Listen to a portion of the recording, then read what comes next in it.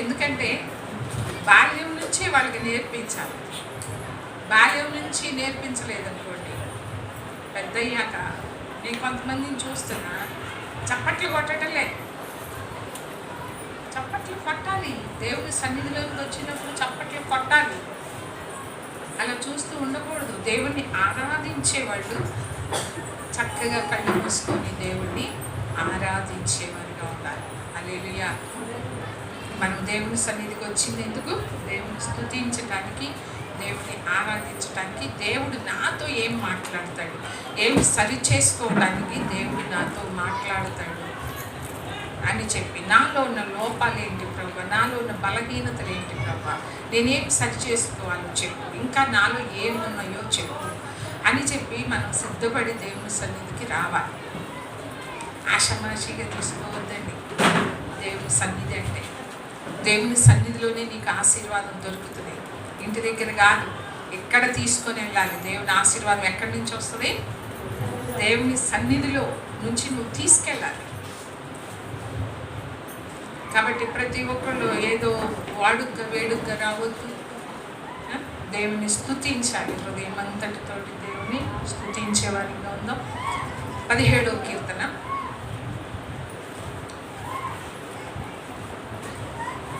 కీర్తన 17 ఎవరైనా చదువుతారు?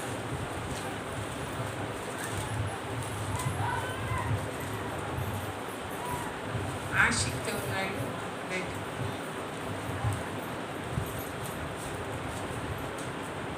ఎవరు చదవరా? సరే. యెహోవా న్యాయమును ఆలకించు, నా మొర అంగీకరించు, నా ప్రార్థనకు చెవియొగ్గుము. అది కపటమైన పెదవుల నుండి వచ్చునది కాదు, నీ సన్నిధి నుండి నాకు తీర్పు వచ్చునుగాక. నీ కనుదృష్టి న్యాయముగా చూచును.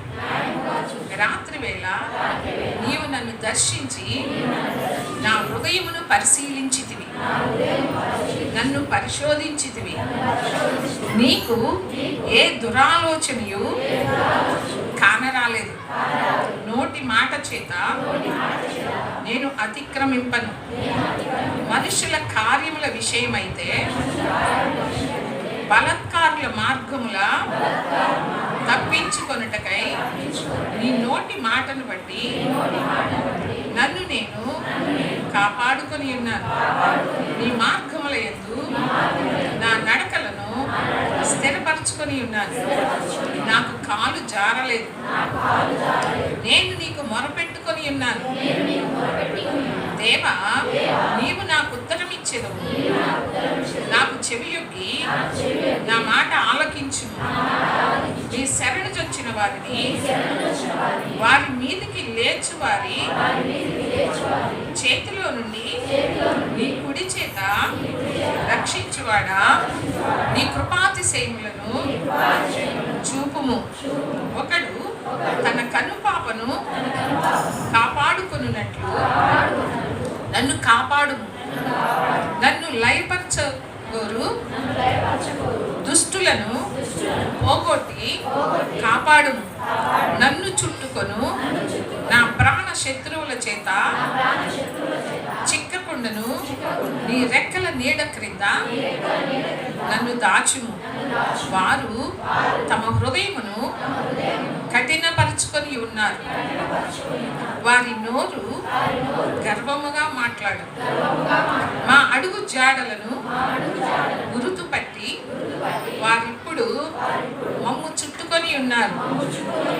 మమ్మును నేలను కూల్చుటకు గురి చూచుచున్నారు. వారు చీల్చుటకు ఆతురపడు సింహము వలెను చాటైన స్థలములలో పొంచు కొదమ సింహము వలెను ఉన్నారు.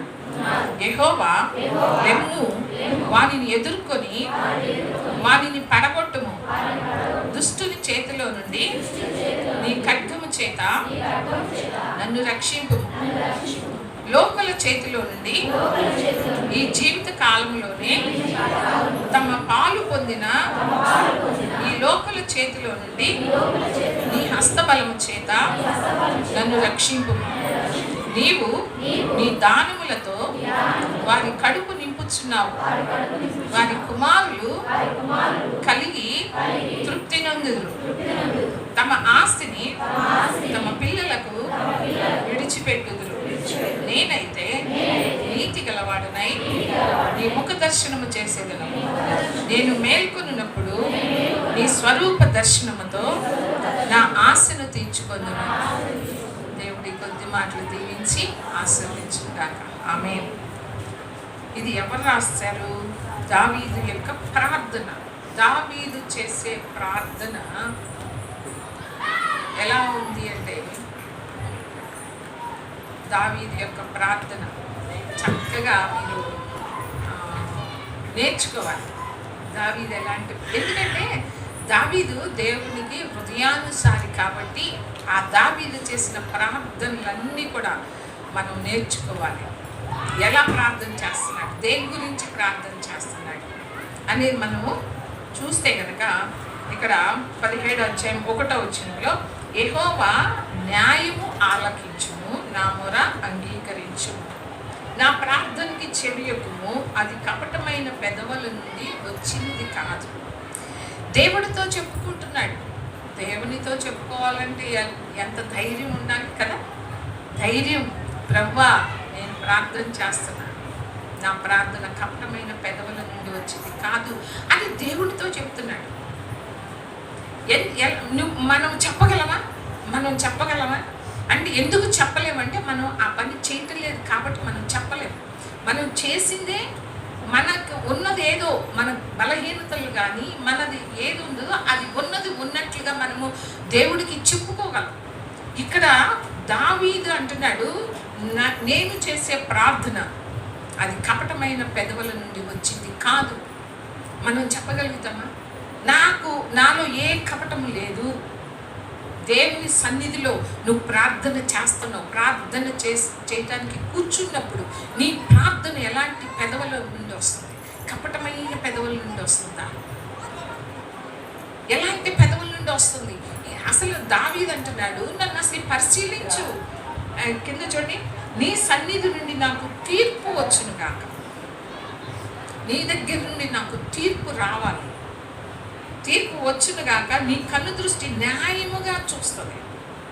ఆయన ఎప్పుడు కూడా అన్యాయస్తుడు కానే కాదు. ఆయన కన్ను దృష్టి అంట న్యాయముగా చూస్తుంది అంట. ఒకళ్ళు ఎక్కువ కాదు, ఒకళ్ళు తక్కువ కాదు. మనుషులకు ఉంటుందేమో ఒకళ్ళు ఎక్కువ, ఒకళ్ళు తక్కువ అని, కానీ దేవునికి మాత్రం దేవుడు ఎప్పుడు కూడా న్యాయముగా చూస్తాడు. నీ క్రియలను బట్టి, నీ మాటలను బట్టి, నీ ప్రవర్తనను బట్టి, నీ నడవడికను బట్టి దేవుడు ఎప్పుడూ కూడా ఆయన కన్ను దృష్టి మనల్ని చూస్తూ ఉంటుంది, న్యాయముగా చూస్తుంది. మనము అందుకు భయపడాలి దేవునికి. ఆయన కన్ను దృష్టి న్యాయముగా చూచును. రాత్రి వేళ నీవు నన్ను దర్శించి నా హృదయమును పరిశీలించితివి. ఎప్పుడంట దేవుడు దావీదు యొక్క హృదయాన్ని పరిశీలిస్తున్నాడంట. మన హృదయాన్ని కూడా, దావీదు హృదయాన్ని పరిశీలించినప్పుడు మన హృదయాన్ని పరిశీలిస్తాడు. ఎప్పుడు పరిశీలిస్తున్నాడు? రాత్రి వేళ నీవు నన్ను దర్శించటం అంటే దేవుడు దావీదు దగ్గరికి వచ్చి ఆయన దర్శించినప్పుడంట దావీదు యొక్క హృదయాన్ని అంట పరిశీలించాడంట. పరిశీలించినప్పుడు దావీదు అంటున్నాడు, నన్ను పరిశోధించితివి, నీకు ఏ దురాలోచన కానరాలేదు నా దగ్గర. అంత ధైర్యముగా నాలో ఏ కపటం లేదు, నాలో ఏ దురాలోచన కూడా లేదు అని చెప్పి దావీదు, చూసుకో నా హృదయాన్ని పరిశీలించు నా హృదయాన్ని. ఏం మేరీ అయ్యా మాట్లాడొద్దు, పక్కన నీకే చెప్పేది.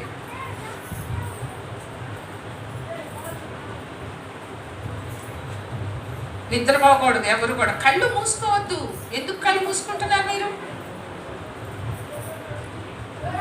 కళ్ళు మూసుకోవద్దు. కళ్ళు మూసుకున్నారంటే మీరు నిద్రపోతున్నారు. వాక్యం వినేటప్పుడు శ్రద్ధగా నా వైపే చూడాలి. మీరు చూడలేదంటే ఎక్కడో ఉన్నారని అర్థం. మీ ఆలోచన, మీ మనస్సు, శరీరం ఎక్కడుంది, మీ మనస్సు ఎక్కడో ఉంది అని అర్థం. మీరు నా వైపు చూస్తేనే మీరు శ్రద్ధగా వింటున్నారు.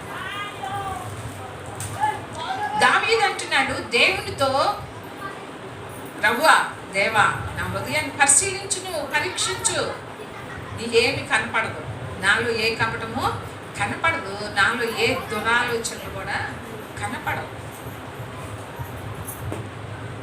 దావీదులాగా మనం దేవునితో అనగలమా?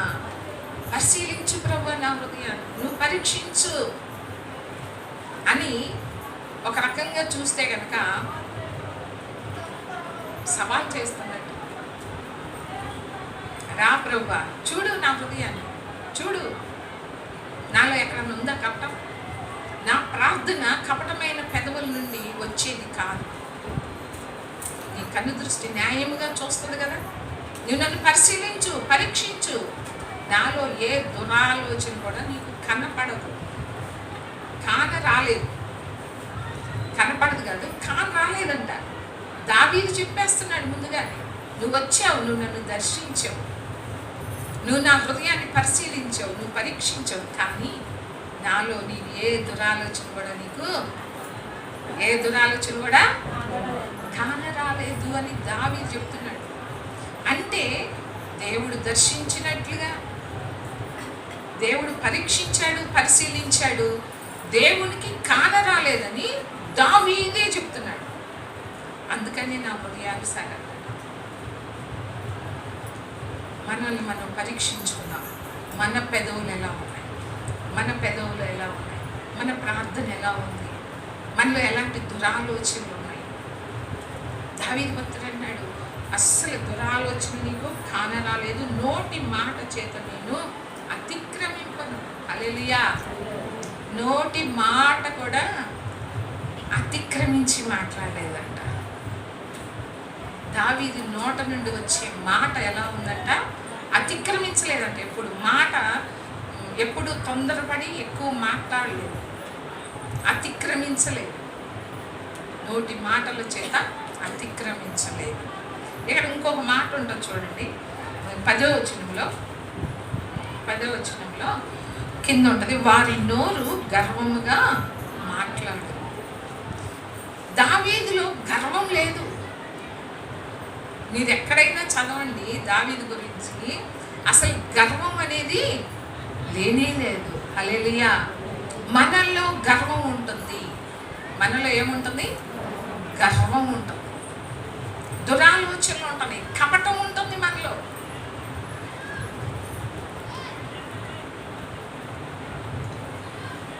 కాబట్టి ఇక్కడ 4వ వచనంలో చూడండి, మనుష్యుల కార్యముల విషయమైతే బలాత్కారుల మార్గములు తప్పించుకుంటే నీ నోటి మాటను బట్టి నన్ను నేను కాపాడుకొని ఉన్నాను. ఆయన నోటి మాటలను బట్టి తన్ను తాను కాపాడుకుంటున్నాడు. దేవుని వాక్యాన్ని బట్టి, దేవుడు మాటను బట్టి తన్ను తాను కాపాడుకుంటూ ఉన్నాడు. ఎందుకంటే దేవుని వాక్యానికి లోబడి వాక్యానుసారంగా నడుస్తున్నాడు కాబట్టి ఆయన నోటి మాటను బట్టి నన్ను నేను కాపాడుకుంటున్నా. వాక్యానుసారంగా నేను నడుచుకుంటూ నన్ను నేను కాపాడుకుంటున్నా. నా నోట ఏ దురాలోచన లేదు, నాలో ఎలాంటి గర్వం లేదు, నా పెదవులను, నా కపటమైన పెదవుల నుండి వచ్చింది కాదు నా ప్రార్థన. కపటం ఉంచుకుంటున్నాం లోపల, అన్ని దాచిపెట్టుకుంటున్నాం లోపల, కపటముగా దేవుని సన్నిధిలో మనం ఏమని ఒకవేళ ఎవరినన్నా ప్రార్థన చేయమన్నప్పుడు ఏమని ప్రార్థన చేస్తారు? చెప్పండి. నీ గురించి అంటే నిన్ను ప్రార్థన చేయమన్నా ఏమని ప్రార్థన చేస్తారు? నీ గురించి చేసుకో. ఎవరి గురించి చేస్తావు? ప్రభువా నా భర్త మారాలయ్యా, నా బిడ్డలు మారాలయ్యా, అది ఇది వాళ్ళు మారాలి, వీళ్ళు మారాలి, అది చేస్తావు. కానీ ప్రభువా నేను మారాలి.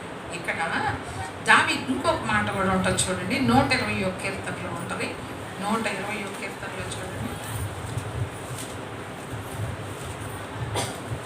2వ వచనం, 122. యెహోవా అబద్ధమాడు పెదవుల నుండి, మోసకరమైన నాలుక నుండి నా ప్రాణమును విడిపించు.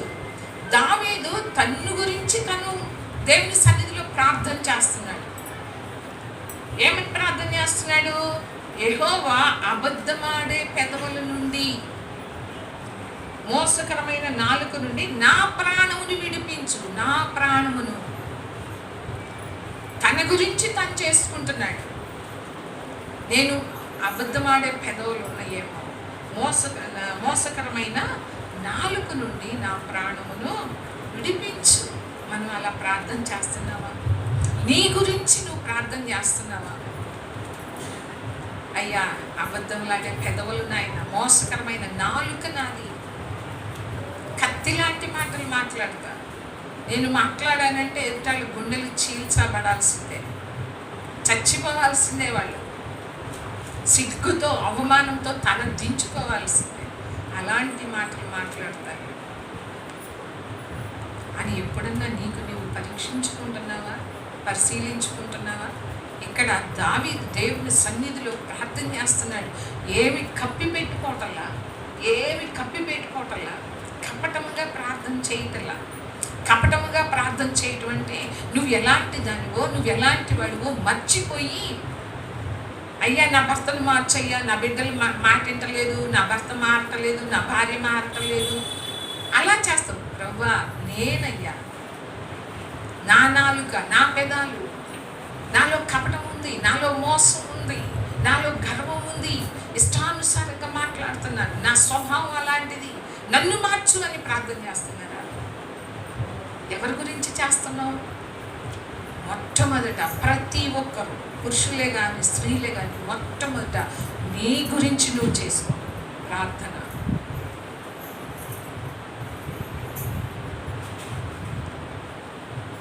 దావీదు ఒప్పుకుంటున్నాడు దేవుని సన్నిధిలో, అబద్ధమాడే పెదవుల నుండి నన్ను విడిపించు. మోసకరమైందే నా నాలుక, దాని నుండి నన్ను విడిపించు. అలా కీర్తనలు 17:5 ఏముంది? నీ మార్గములు యందు నా నడకలను స్థిరపరచుకొని ఉన్నాను, నాకు కాలు జారలేదు. ఎలాంటి ప్రార్థన చేస్తాడంటే దావీదు, ఎక్కడ స్థిరపరచుకున్నాడంట? తన మార్గములు, నా మార్గములు యందు, నీ మార్గములు యందు నా నడకలను స్థిరపరచుకున్నాడు. ఆయన మార్గములు ఎందు, అందుకని నా కాలు జారటం, నా నోరు జారటం లేదు. నీ మార్గములు ఎందు నా నడకలను స్థిరపరచుకున్నాడంటే, అటు ఇటు ఇక స్థిరపరచడం అంటే ఏంటి? అటు ఇటు ఏమన్నా వెళ్తారా? అటు ఒక అడుగు ఇటు అడుగు మనం వేస్తాం, ఒక అడుగు అట్టేస్తాం, ఒక అడుగు ఇటేస్తాం, అటు ఇటు కాకుండా ఉంటాం. మన భక్తి జీవితాలు ఎలా ఉంటాయంటే అటు ఇటు కాని భక్తి, అటు చల్లగానైనా ఉండవు, ఇటు వెచ్చగానైనా ఉండవు. మన జీవితాలు ఎప్పుడు కూడా నులివెచ్చని జీవితాలే. కానీ దావీదు అంటున్నాడు, నీ మార్గాలలో నా నడకలు నేను స్థిరపరచుకొని ఉన్నాను, అందుకనే నా కాలు, నీ కాలు జారుతుంది అంటే అర్థమేంటి?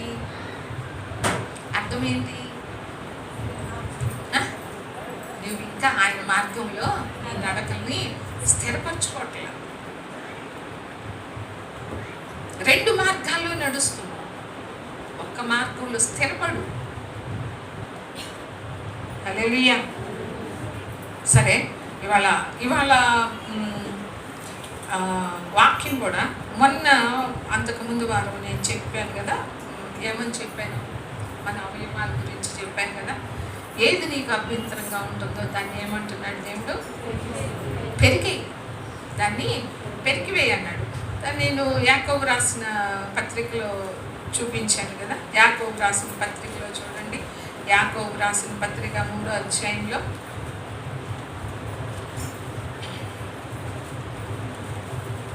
2వ వచనం, 3వ అధ్యాయము 2వ వచనంలో, అనేక విషయములలో మనమందరము తప్పిపోవచ్చున్నాం, అంటే తొట్టిల్లుచున్నాం. ఎవడైనా నువ్వు మాట యందు తప్పని ఎడల అట్టివాడు లోపం లేనివాడై తన సర్వ శరీరమును స్వాధీనమందుంచుకొన శక్తి గలవాడవుతాడు. హల్లెలూయా. ఇక్కడ ఒక్కటి, ఎవడైనను మాట యందు తప్పని ఎడల, మాట యందు తప్పని ఎడల. ఎన్నిసార్లు మనం మాట తప్పే వాళ్ళంగా ఉంటాం? ఎన్నిసార్లు? దినానికి మీరు ఆలోచించుకోండి. నీలో లోపం లేకుండా ఉండాలి అంటే ప్రతి ఒక్కరికి ఆశ ఉందా?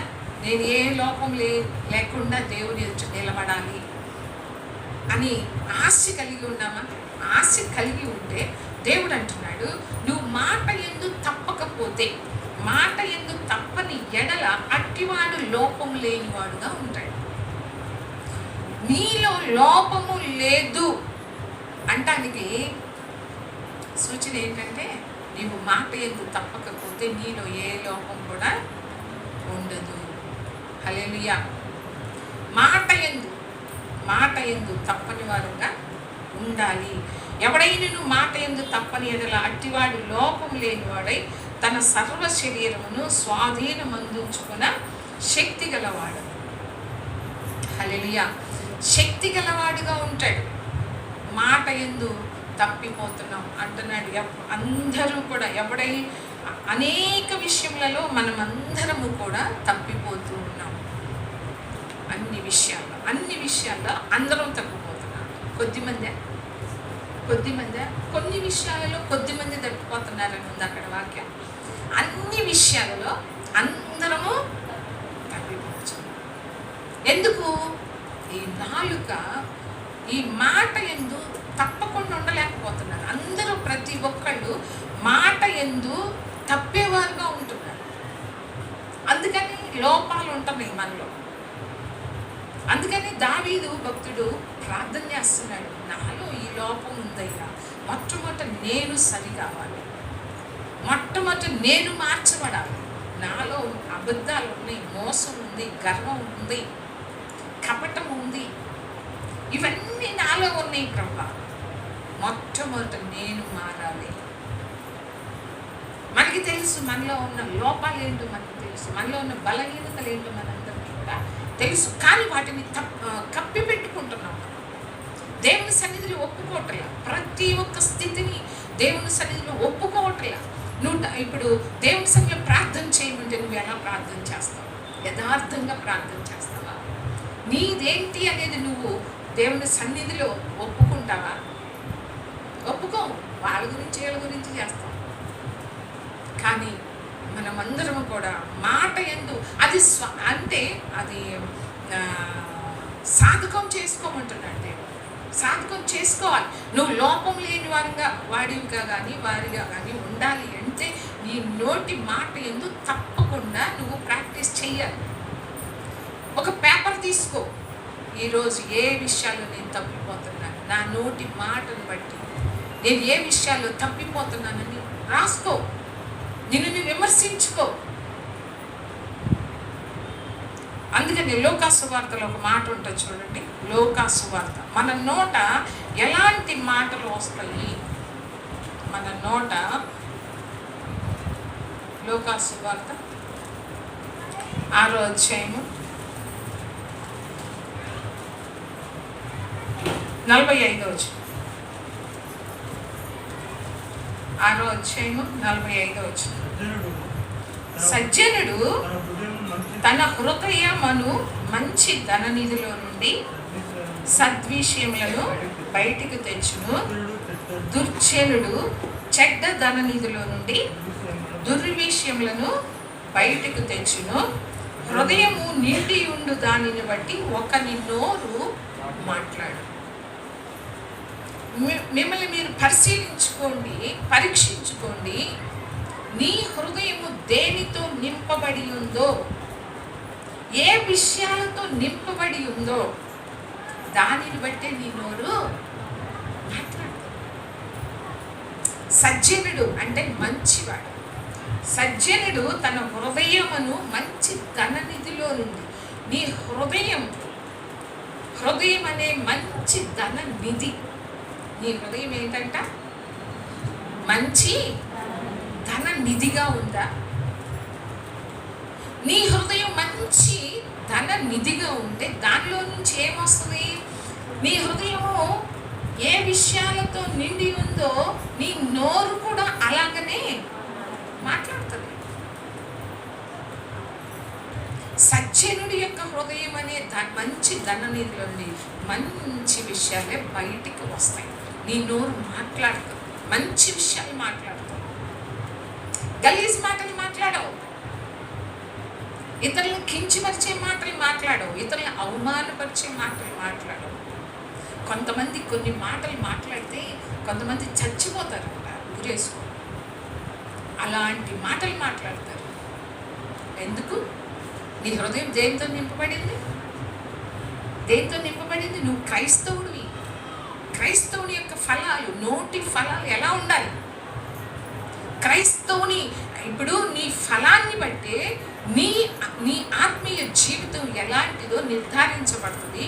అది అంటే దానిని బట్టే నీ ఆత్మీయ జీవితం ఎలాంటిది అనేది నీ నోటి ఫలాలను బట్టే నిర్ధారించబడుతుంది. మీరు క్రైస్తవులుగా, మనం అందరం కూడా క్రైస్తవులుగా పిలువబడుతున్నాము అంటే నీ ఆత్మీయ ఫలాలు బట్టి. ఒక ఉదాహరణ తీసుకో. మామిడి పండు ఏముంది? మామిడి పండు ఉంది కదా. మామిడి పండు ఉంది, కొన్ని మంచి ఫలాలు ఇచ్చే చెట్లు ఉంటాయి కదా. మనకి నందనవనంలో ఒక చెట్టు ఉంది, ఆ మూల.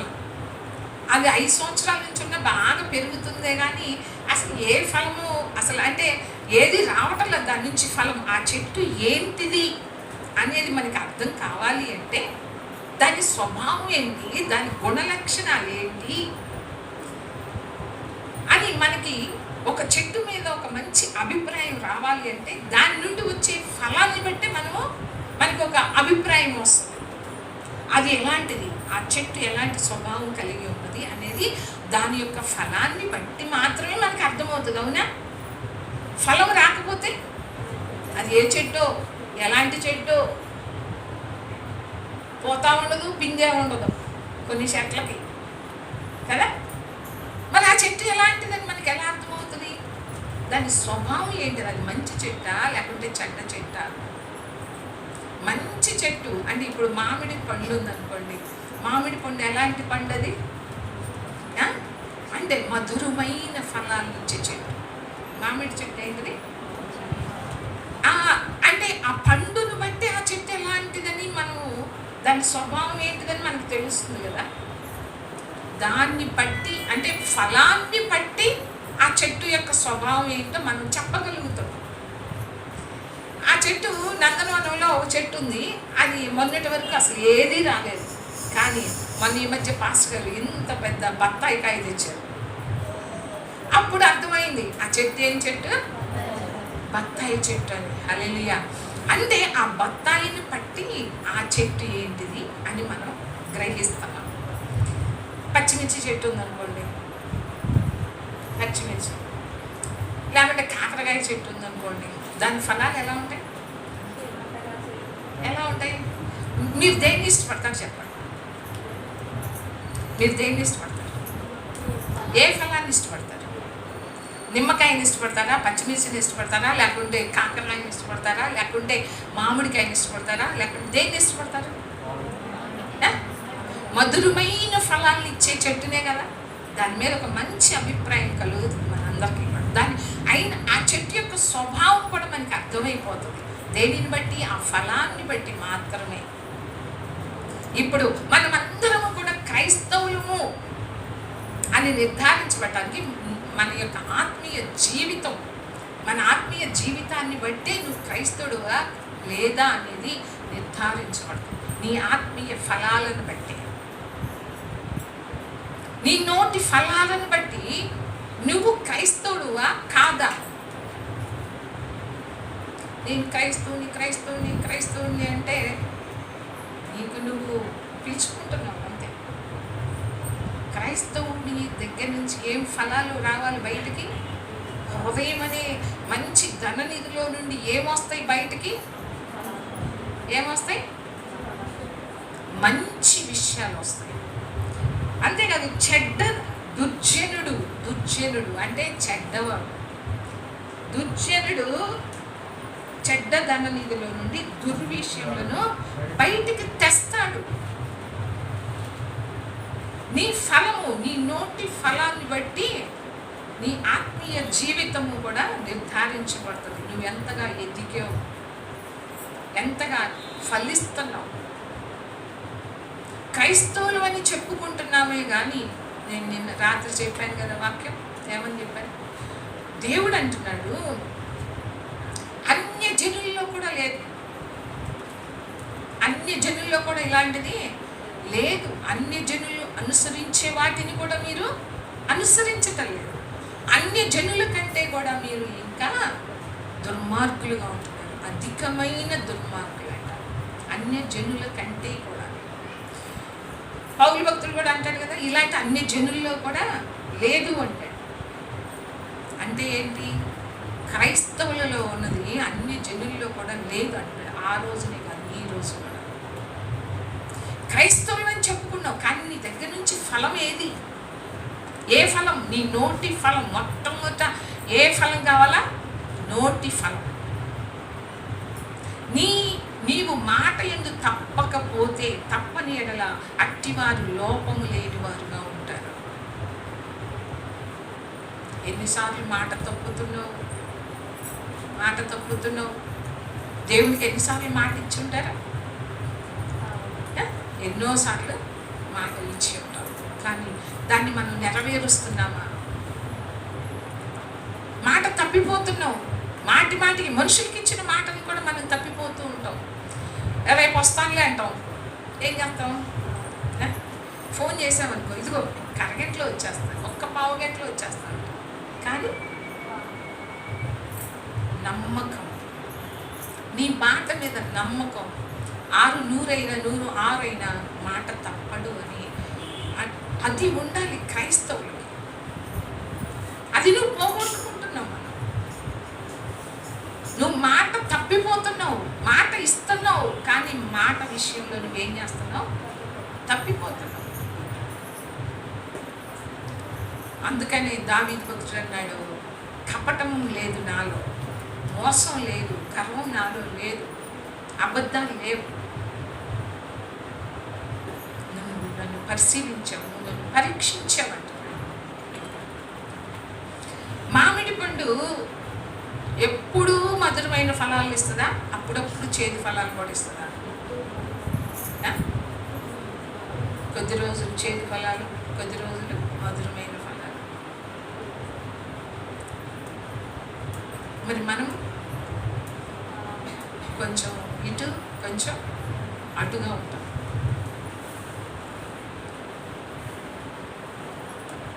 సామెతల్లో మాట ఉంటుంది చూడండి, సామెతల గ్రంథంలో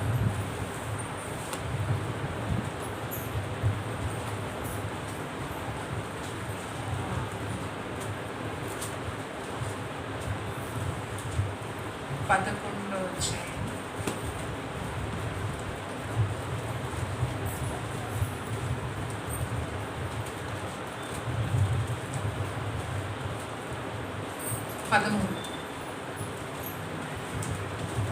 అందగాడి తిరుగులాడువాడు పనుల గుర్తు బయటపెట్టు, నమ్మకమైన స్వభావం గలవాడు సంగతి దాచు.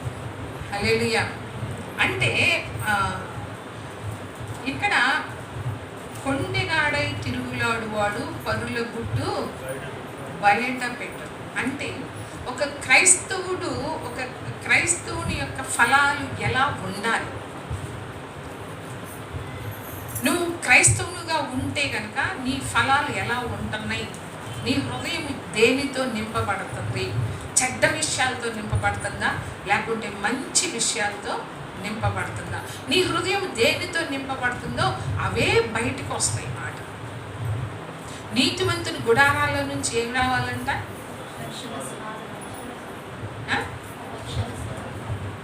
రక్షణ. సునాదం అంటే ఏంటిది? సునాదం అంటే ఏంటి? ఏంటి మనం ముసుగేసుకున్నాం ఏంటి?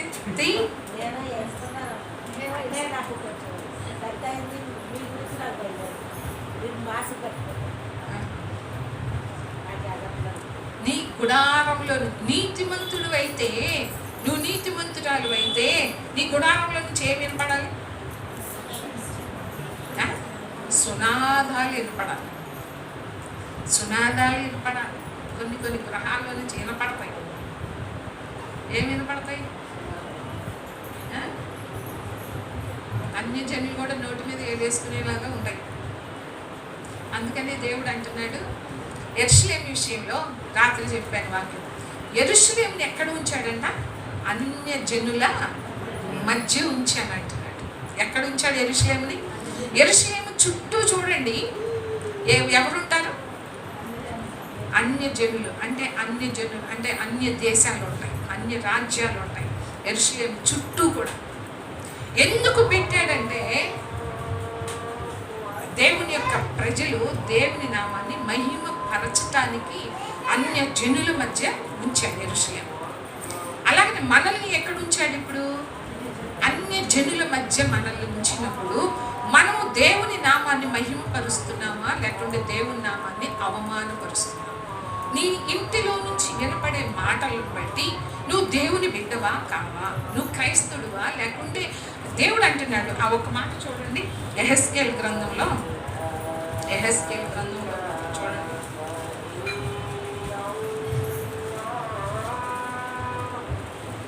5వ అధ్యాయము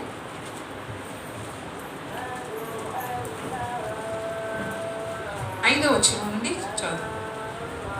మరియు ప్రభు అయిన యెహోవా ఇలాగ సెలవిచ్చెను, ఇది యెరూషలేమే కదా, అన్య జనుల మధ్య నేను దాన్ని ఉంచి తిని దాని చుట్టూ రాజ్యములున్నాయి. అయితే వారు నా విధులను తృణీకరించి నా కట్టడలను అనుసరింపగా దుర్మార్గత అనుసరించుచు నా విధులను కట్టడలను త్రోసివేసి తమ చుట్టూ ఉన్న అన్య జనుల కంటేను దేశస్థుల కంటేను మరి అధికముగా దుర్మార్గులైపోయింది. ఎలా అయిపోయారంట? ఎలా అయిపోయారు? అది ఎక్కడుందంట? యెరూషలేము. ఇది యెరూషలేమే కదా. యెరూషలేముని ఎక్కడ ఉంచాడు? అన్య జనుల మధ్యలో ఉంచాడంట. ఈ రోజున మనము కూడా అన్య జనుల మధ్యలోనే ఉన్నాం. ఎందుకు ఉంచాడంటే మనల్ని బట్టి దేవుని నామం మహిమపరచబడటానికి. నీ చుట్టూ ఉన్న వాళ్ళు నీ పట్ల దేవుడు చేసే కార్యాలను బట్టి, నిన్ను బట్టి, నీ ప్రవర్తనను బట్టి, నీ నడవడికను బట్టి నీవు నమ్ముకున్న దేవుణ్ణి మహిమపరచాలి. కానీ ఇప్పుడు మన జీవితాలు ఎలా ఉన్నాయి? మన జీవితాలు ఎలా ఉన్నాయి? చెట్టును చూస్తే మనకి మంచి అభిప్రాయం వస్తుంది, దాని స్వభావం గుర్తుకొస్తుంది, దాని లక్షణాలు గుర్తుకొస్తాయి. ఒక చెట్టును, మంచి చెట్టును అంటే మామిడి చెట్టును చూసినప్పుడు ఒక మంచి అభిప్రాయం కలుగుతుంది. మరి నిన్ను నన్ను చూసినప్పుడు మన ఇంట్లో వాళ్ళకి కానీ మన ఇరుగు పొరుగు వాళ్ళకి కానీ ఎలాంటి అభిప్రాయం కలుగుతుంది? అడిగారా ఎప్పుడన్నా? యేసుప్రభు కూడా అడిగారు, నా గురించి ఏమనుకుంటున్నారు? మరి నువ్వు అడిగేవా? నా గురించి ఏమనుకుంటున్నారు? చెట్టును గురించి, ఒక మంచి చెట్టును చూసినప్పుడు మనకి ఒక మంచి అభిప్రాయం కలుగుతుంది. దాని యొక్క స్వభావాన్ని బట్టి, దాని యొక్క ఫలాలను బట్టి మనకి ఒక మంచి అభిప్రాయం కలుగుతుంది. మరి మనల్ని చూసినప్పుడు ఎలాంటి అభిప్రాయం కలిగి ఉంటున్నారు మన ఇంట్లో వాళ్ళు? మొదట ఇంట గెలిచి మొదట ఎక్కడ గెలవాలి? గెలుస్తున్నావా? కొంతమంది ఉంటారు, నేనొక్కదాన్ని చాలు, నా భక్తి నాది, వాళ్ళతో అవసరంలా, వీళ్ళతో అవసరంలా. ఇంగ్లీష్లో ఏమంటారు? టచ్ మీ నాట. అంటే నేనెవరిని తాకను, నేను ఎవరితో మాట్లాడను, నా భక్తి నేను కాపాడుకుంటాను అన్నట్లుగా ఉంటారు కొంతమంది. అది దేవుడి చిత్తంగా అన్యుల మధ్య నిన్ను ఉంచానంటున్నాడు. అన్ని జనుల మధ్య నిన్ను ఉంచాను. ఎందుకు? దేవుని నామాన్ని నువ్వు మహిమపరుస్తావు. కానీ దేవుడు అంటున్నాడు, మిమ్మల్ని బట్టి నా నామం అవమానపరచబడతాం. ఎవరిని బట్టి? క్రైస్తవులను బట్టి. ఈ దినాల్లో క్రైస్తవులంటే ఎంత చీప్గా చూస్తున్నారు. ఎందుకని? మన ప్రవర్తనను బట్టే. బస్సుల్లో కానీ, నేల దగ్గర కానీ మన ప్రవర్తన ఎలా ఉందో అసలు మన స్వభావం అక్కడ బయటకు వస్తుంది కరెక్ట్గా. స్థలాల దగ్గర క్రిస్టియన్స్కే పడదు. అవునా కదా? అన్ని జనులతో కాదు. నిడుమోలు రావాలి ఎవరన్నారు? మినిమంలో చూడాలి. అబ్బాబ్బా, ఆ స్థలాల గురించి ఎంతగా ఇదవుతారు. చాలా గొడవలు అవుతాయి క్రిస్టియన్స్కే. మళ్ళీ అంటే మనలో ఓర్పు ఉండటం లేదు, మనలో సహనము ఉండటం లేదు. నీ గురించి నీ ఇంట్లో వాళ్ళ అభిప్రాయం ఏంటి ధైర్యంగా చెప్పగలుగుతారా? ఇప్పుడు ఎవరన్నా లేచి కుటుంబాలు ఉన్నాయి అనుకుంటా కదా, నీకు లేదులే కుటుంబం. ఇక్కడ అందరూ ఉన్నవాడు, భార్యాభర్తలు ఎవరన్నా ఉంటే చెప్తారా నీ గురించి అభిప్రాయం కలిగి ఉన్నారు? నీ ఇంట్లో వాళ్ళు నీ గురించి మంచి అభిప్రాయం కలిగి ఉన్నారా? నీ స్వభావం గురించి వాళ్ళు సాక్ష్యం చెప్పగలుగుతారా? నీ గుణ లక్షణాల గురించి వాళ్ళు చెప్పగలుగుతారు? నీ ఇంట్లో వాళ్ళే అంటే అసలైన ప్రవర్తన అనేది ఇంట్లోనే తెలుస్తుంది, బయట కాదు. బయట అలా కనపడి వెళ్తే ఎవరికి తెలియదు. మన స్వభావం, మన గుణ లక్షణాలు ఎక్కడ కనపడతాయి? చర్చిలో అందరం బాగుంటాం, చాలా బాగుంటాం. అబ్బా, ఇంతకన్నా భక్తులు ఎవరు లేరు అన్నట్టుగా ఉంటాం. బయటికి వెళ్తే తెలుస్తుంది మన స్వభావం, ఇంట్లో తెలుస్తుంది ఇంకా ఎక్కువ. ఎలా ఉంది నీ నోటి ఫలం? జాగ్రత్త. ఎందుకంటే వ్యర్థమైన ప్రతి మాట కూడా తీర్పులోనికి తీసుకురాబడుతుంది అంటున్నాడు దేవుడు. మరి వ్యర్థమైన మాటలు మాట్లాడుతుంది. నీ నోటి ఫలం అంటే ఒక చోట ఉంటారు కదా కీర్తనలో, స్తుతియాగం అర్పించేవాడు నన్ను. స్తుతియాగం ఎలా చేస్తున్నావు? దేవునికి ఇష్టమైన పద్ధతిలో నువ్వు చేస్తున్నావు స్తుతి. ఇష్టమైన యాగం, ఇష్టమైన ఆరాధన చేస్తున్నావు. ఎలాంటి ఆరాధన దేవునికి ఇష్టం? మొట్టమొదట నీవు పరిశుద్ధ జీవితం కలిగి ఉండాలి. ఇష్టానుసారంగా మాట్లాడి, ఇష్టానుసారంగా తిరిగి, ఇష్టానుసారంగా అబద్ధాలు ఆడుతూ, కపటముగా ఉంటూ, మోసకరమైన మాటలు మాట్లాడుతూ, ఇతరుల్ని దూషిస్తూ, అవమానపరుస్తూ దేవుణ్ణి ఆరాధిస్తే అది పాటే. దేవుని సన్నిధిలో వచ్చి మనం పాట పాడితే అది ఆరాధన. నువ్వు ఏ నోటితో దేవుణ్ణి ఆరాధన చేస్తున్నావో నువ్వు జ్ఞాపకం చేసుకో.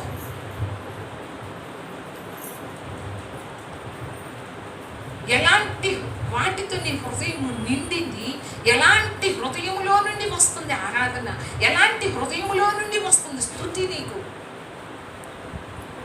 బయట ఇష్టం వచ్చినట్టుగా మాట్లాడి లోపలికి వచ్చి ఆరాధన నీ పాట పాడితే అది ఆరాధన? దేవునికి ఇష్టమైంది అది ఆరాధన?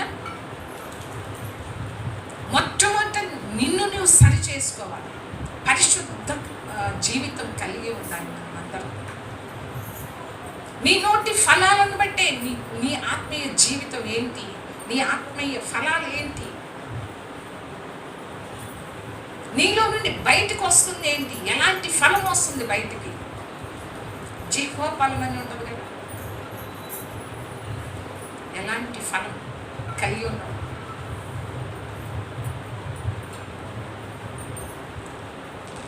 మామిడికాయ ఎప్పుడు కూడా కొద్ది రోజులు తీయని ఫలాలు ఇచ్చి, కొద్దిసేపు తీయని ఫలాలు ఇచ్చి, కొద్దిసేపు చేదు ఫలాన్ని ఇస్తుందా? దాని స్వభావాన్ని బట్టి అది ఫలాన్ని ఇస్తుంది. నీ స్వభావాన్ని బట్టి నీలో నుండి ఫలం వస్తుంది. మనీ ప్లాంట్ తెలుసు కదా, లేకుంటే ముళ్ళ చెట్టు తెలుసు కదా, మనందరికీ తెలుసు. ఎవరన్నా ఇష్టపడతారా? ముళ్ళ చెట్టుని ఇష్టపడే వాళ్ళు ఎవరున్నారు చెప్పండి? ఎందుకని? దాని స్వభావం ఏంటిది? దాని దగ్గరికి ఎవరైనా వెళ్తారా? దాన్ని ఎవరన్నా ఇష్టపడతారా? అమ్మ ఎంత బాగుందో చెట్టు, దానికి అసలు ఫలము ఉండదు, ఒక కాయ ఉండదు, ఒక పిందె ఉండదు, ఏది ఉండదు. దాని స్వభావం ఎప్పుడూ కూడా గుచ్చే స్వభావం, ఇతరులను గాయపరిచేసాం. దాని దగ్గరికి వెళ్తే చాలు. అందుకనే దేవుడు యెహెజ్కేలు గ్రంథంలో ఏమన్నాడు? మీరు మొండ్ల లాంటి వాళ్ళు. ఎలాంటి వాళ్ళు అంట? యెహెజ్కేలు గ్రంథం 2వ అధ్యాయంలో చూడండి. 5వ వచనంలో, నరపుత్రుడా నీవు బ్రహ్మదండి చెట్లలోను ముండ్ల తుప్పలలోను తిరుగుచున్నావు, తేళ్ల మధ్య నివసించుచున్నావు. ఎలాంటి వాళ్ళమంట మనమందరం? ఆ రోజే కాదు, ఈ రోజు కూడా ఎలాంటి వాళ్ళమంట? ఎలాంటి వాళ్ళం?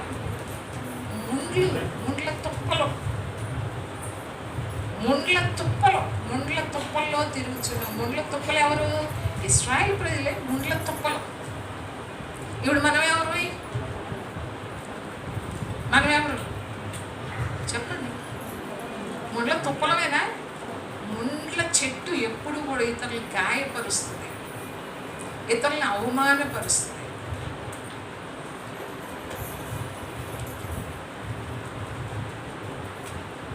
ముండ్ల తుప్పలు లాంటి వారిగా ఉన్నావా? దాన్ని ఎవ్వరు ఇష్టపడరు. హృదయం నిండిన దాన్ని బట్టి నోరు మాట్లాడుతుంది కాబట్టి దానిని బట్టి నువ్వు ఎలాంటి ఫలం కలిగి ఉన్నావో అర్థమైపోతుంది. నీ ఫలాలను బట్టి నీ ఆత్మీయ జీవితాన్ని ఎలాంటిదనేది మనము అర్థం చేసుకుంటాం. దాన్ని బట్టి నిర్ధారించబడుతుంది నీ ఆత్మీయ ఫలాన్ని బట్టి. ఎంతమంది నీ నోటిని నువ్వు స్వాధీనంలో ఉంచుకుంటున్నారా? కొంతమంది కొండేలు ఆడుతూ ఉంటారు. ఎవరా? కొండెములాడుచు తిరుగు. ఇక్కడ నేను ఏది చెప్పాను ఇందాక?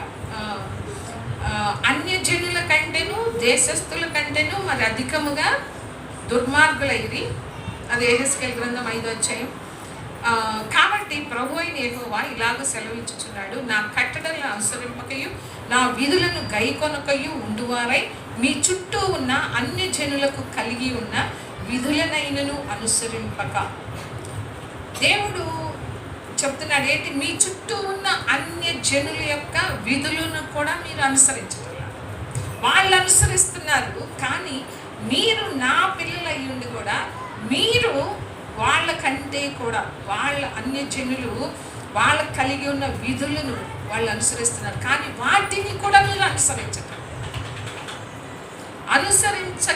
మీరు మీ చుట్టూ ఉన్న దేశస్తుల కంటే మరి అధికముగా కఠిన హృదయులైతురి. అందుకని వాళ్ళ దానిని బట్టి దేవుడు ఒక శిక్ష విధిస్తున్నాడు. నేను నీకు విరోధి అంటున్నాడు. ఇక్కడ చూడండి, ఎక్కడంటే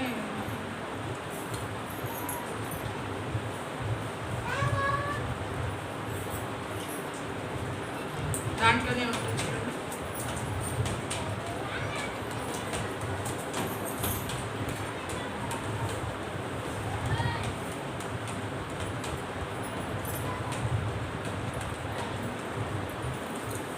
ఎక్కడ ఉండి రాత్రి చెప్పాను కదా,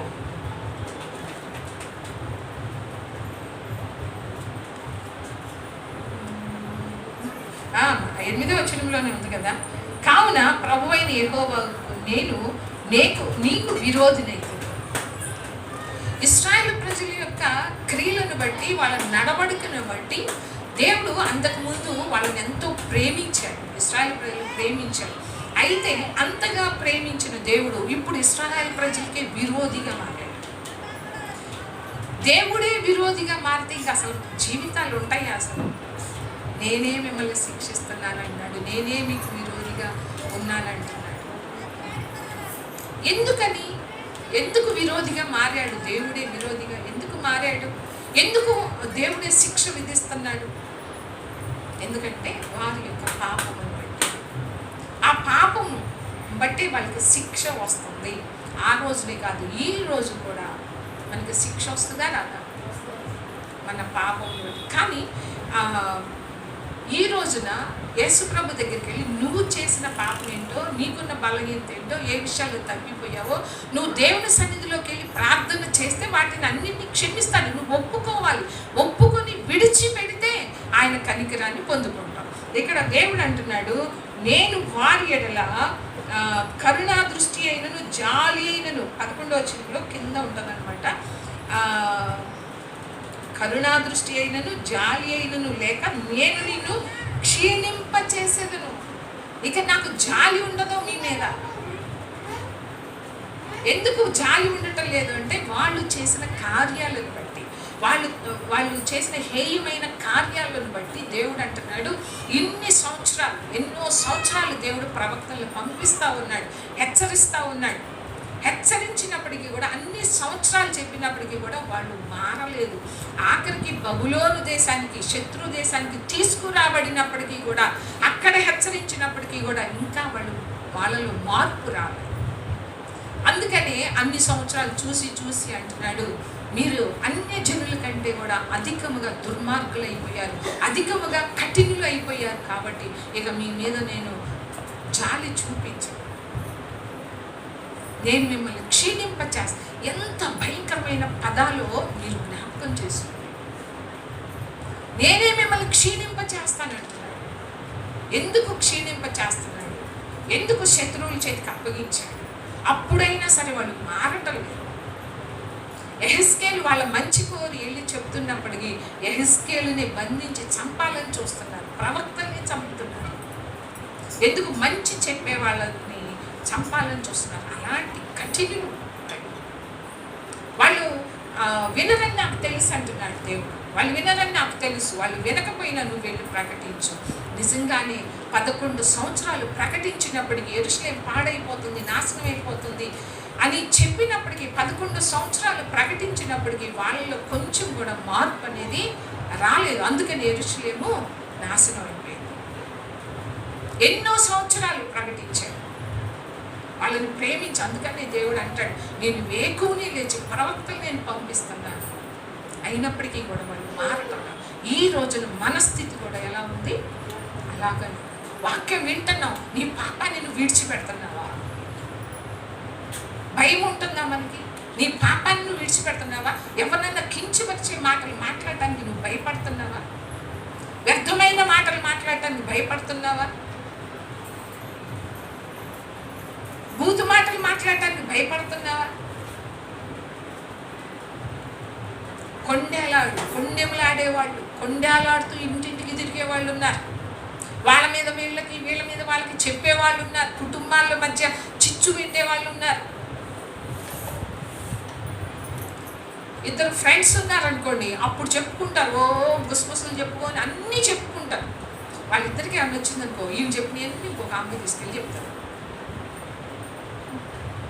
చెప్పేస్తుంది. ఎందుకంటే ఇప్పుడు వీళ్ళిద్దరికి వచ్చింది కదా, ఎవరు నమ్మదగిన వాళ్ళు కాదని ఉంది కదా. కానీ దేవుడికి నువ్వు చెప్పుకుంటే అది ఎప్పటికీ కూడా బయటికి రాదు.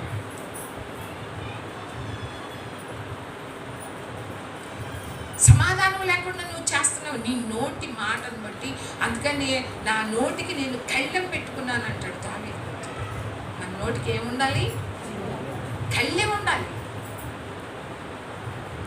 నోరు ఉంది కదా, నాలుగు ఉంది కదా, పెదాలు ఉన్నాయి కదా, నా ఇష్టానుసారంగా నేను మాట్లాడతాను అంటే అక్కడ ఒకటి ఉంది, పుస్తకం నీ పేరుతో ఉంది. నువ్వు మాట్లాడే ప్రతి మాట వ్యర్థమైన మాట, నువ్వు ఎలాంటి గలీజు మాటలు మాట్లాడేవు, నీ భర్తను కానీ, నీ బిడ్డలు కానీ, నీ ఇరుగు పొరుగు వాళ్ళు కానీ ఎలాంటి మాటలు మాట్లాడేవో ప్రతి ఒక్కటి కూడా ఆ గ్రంథంలో లిఖించబడి ఉంటాం. జాగ్రత్త. నీ స్వభావం ఎలాంటిది? నిన్ను బట్టే నీ గుణల, ఇప్పుడు నీ ఫలాన్ని బట్టి, ఆ ఫలాలు ఎలా తెలుస్తాయి? ఇప్పుడు ఒక చెట్టుకి ఒక కాయ వచ్చింది, మామిడికాయ వచ్చింది, దానిని బట్టి ఆ చెట్టును మనము దాని స్వభావం ఏంటో మనకి తెలుస్తుంది. అలాగనే నీ స్వభావం ఏంటి, నీ గుణ లక్షణాలు ఏంటి ఎలా తెలుస్తాయి? నీ నోటి మాటను బట్టి. నీ నోటి మాటను బట్టి నువ్వు మారలేదని అర్థమైపోతుంది.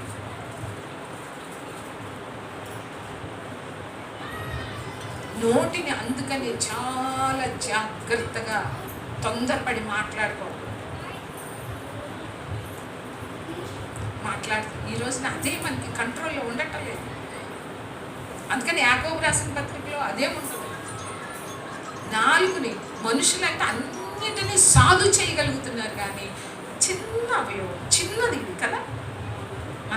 మన శరీరంలో ఎంత చిన్నది ఈ అవయవం. ఈ చిన్న అవయవాన్ని నువ్వు కంట్రోల్ చేసుకోలేకపోతావు. అందుకని ఆ నాలుకను బట్టే నీ సర్వ శరీరానికి పాపమును కలుగు చేస్తుంది నీ నాలుక. ఆ నాలుకను నువ్వు కంట్రోల్ చేసుకోగలిగితే నువ్వు ఏ లోపం లేకుండా నువ్వు ఉంటావు.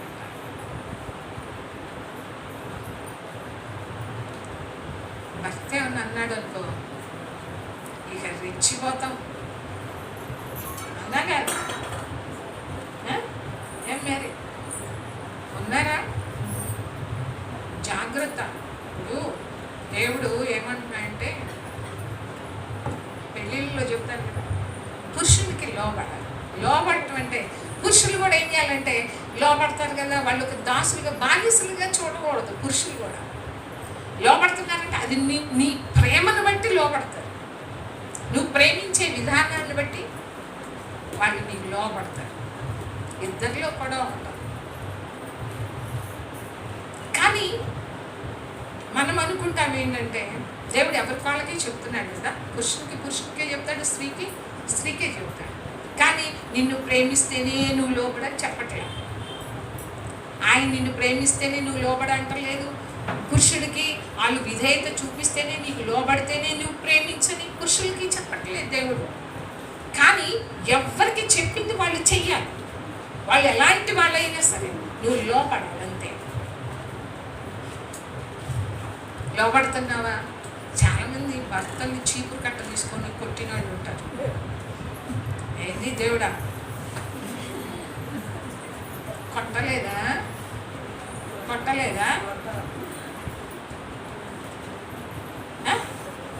కొట్టిన వాళ్ళు లేరా?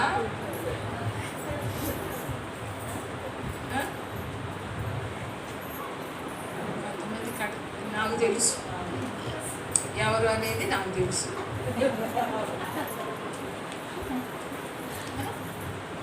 భర్తల్ని కొట్టలేదా? భర్తలు భార్యలు కొట్టడం లేదా? భార్యలు కొడుతున్నారు అంటే వాళ్ళ సొంత శరీరాన్ని, దేవుడు ఏమంటాడు, వాళ్ళ ఏక శరీరం. నీ సొంత శరీరాన్ని నువ్వు ఎలా ప్రేమించుకుంటున్నావో అలాగనే ప్రేమించమన్నాడు దేవుడు. అయితే ఈ సొంత శరీరం అని, ఇప్పుడు సొంత శరీరం, ఇప్పుడు నేనున్నా నా శరీరాన్ని బాగా కొట్టుకుంటానా? కర్రతో కొట్టుకుంటానా? లేకుంటే బ్లేడ్ తోటి ఏమైనా కోసుకుంటానా? నా సొంత శరీరాన్ని నేను కోసుకోను. అలాగనే భార్యని ఏమంటాడు దేవుడు, నీ సొంత శరీరం. ఆమెను ఎలా బాధ పెడతావు? ఆమెను ఎలా బాధ పెడుతున్నావు? ఆమెను ఎలా కొడుతున్నావు? నువ్వు కొట్టుకో. ఏక శరీరం అన్నాడా? 2 శరీరాలు అన్నాడు. భార్య భర్త అంటే ఏమన్నాడు? ఏక శరీరం కదా. ఏక శరీరం అయితే శరీరం ఎందుకు ఏక శరీరం అయిపోయిందంటే ఒకే ఆలోచన. ఒకరికొకరు సలహాలు తీసుకోవాలి. నీదేంటి పెత్తనం, నీ బోర్డు పెత్తనం, నువ్వు నోరు మూసుకొని కూర్చో, నువ్వు ఆడదానివి అంటారు చాలామంది.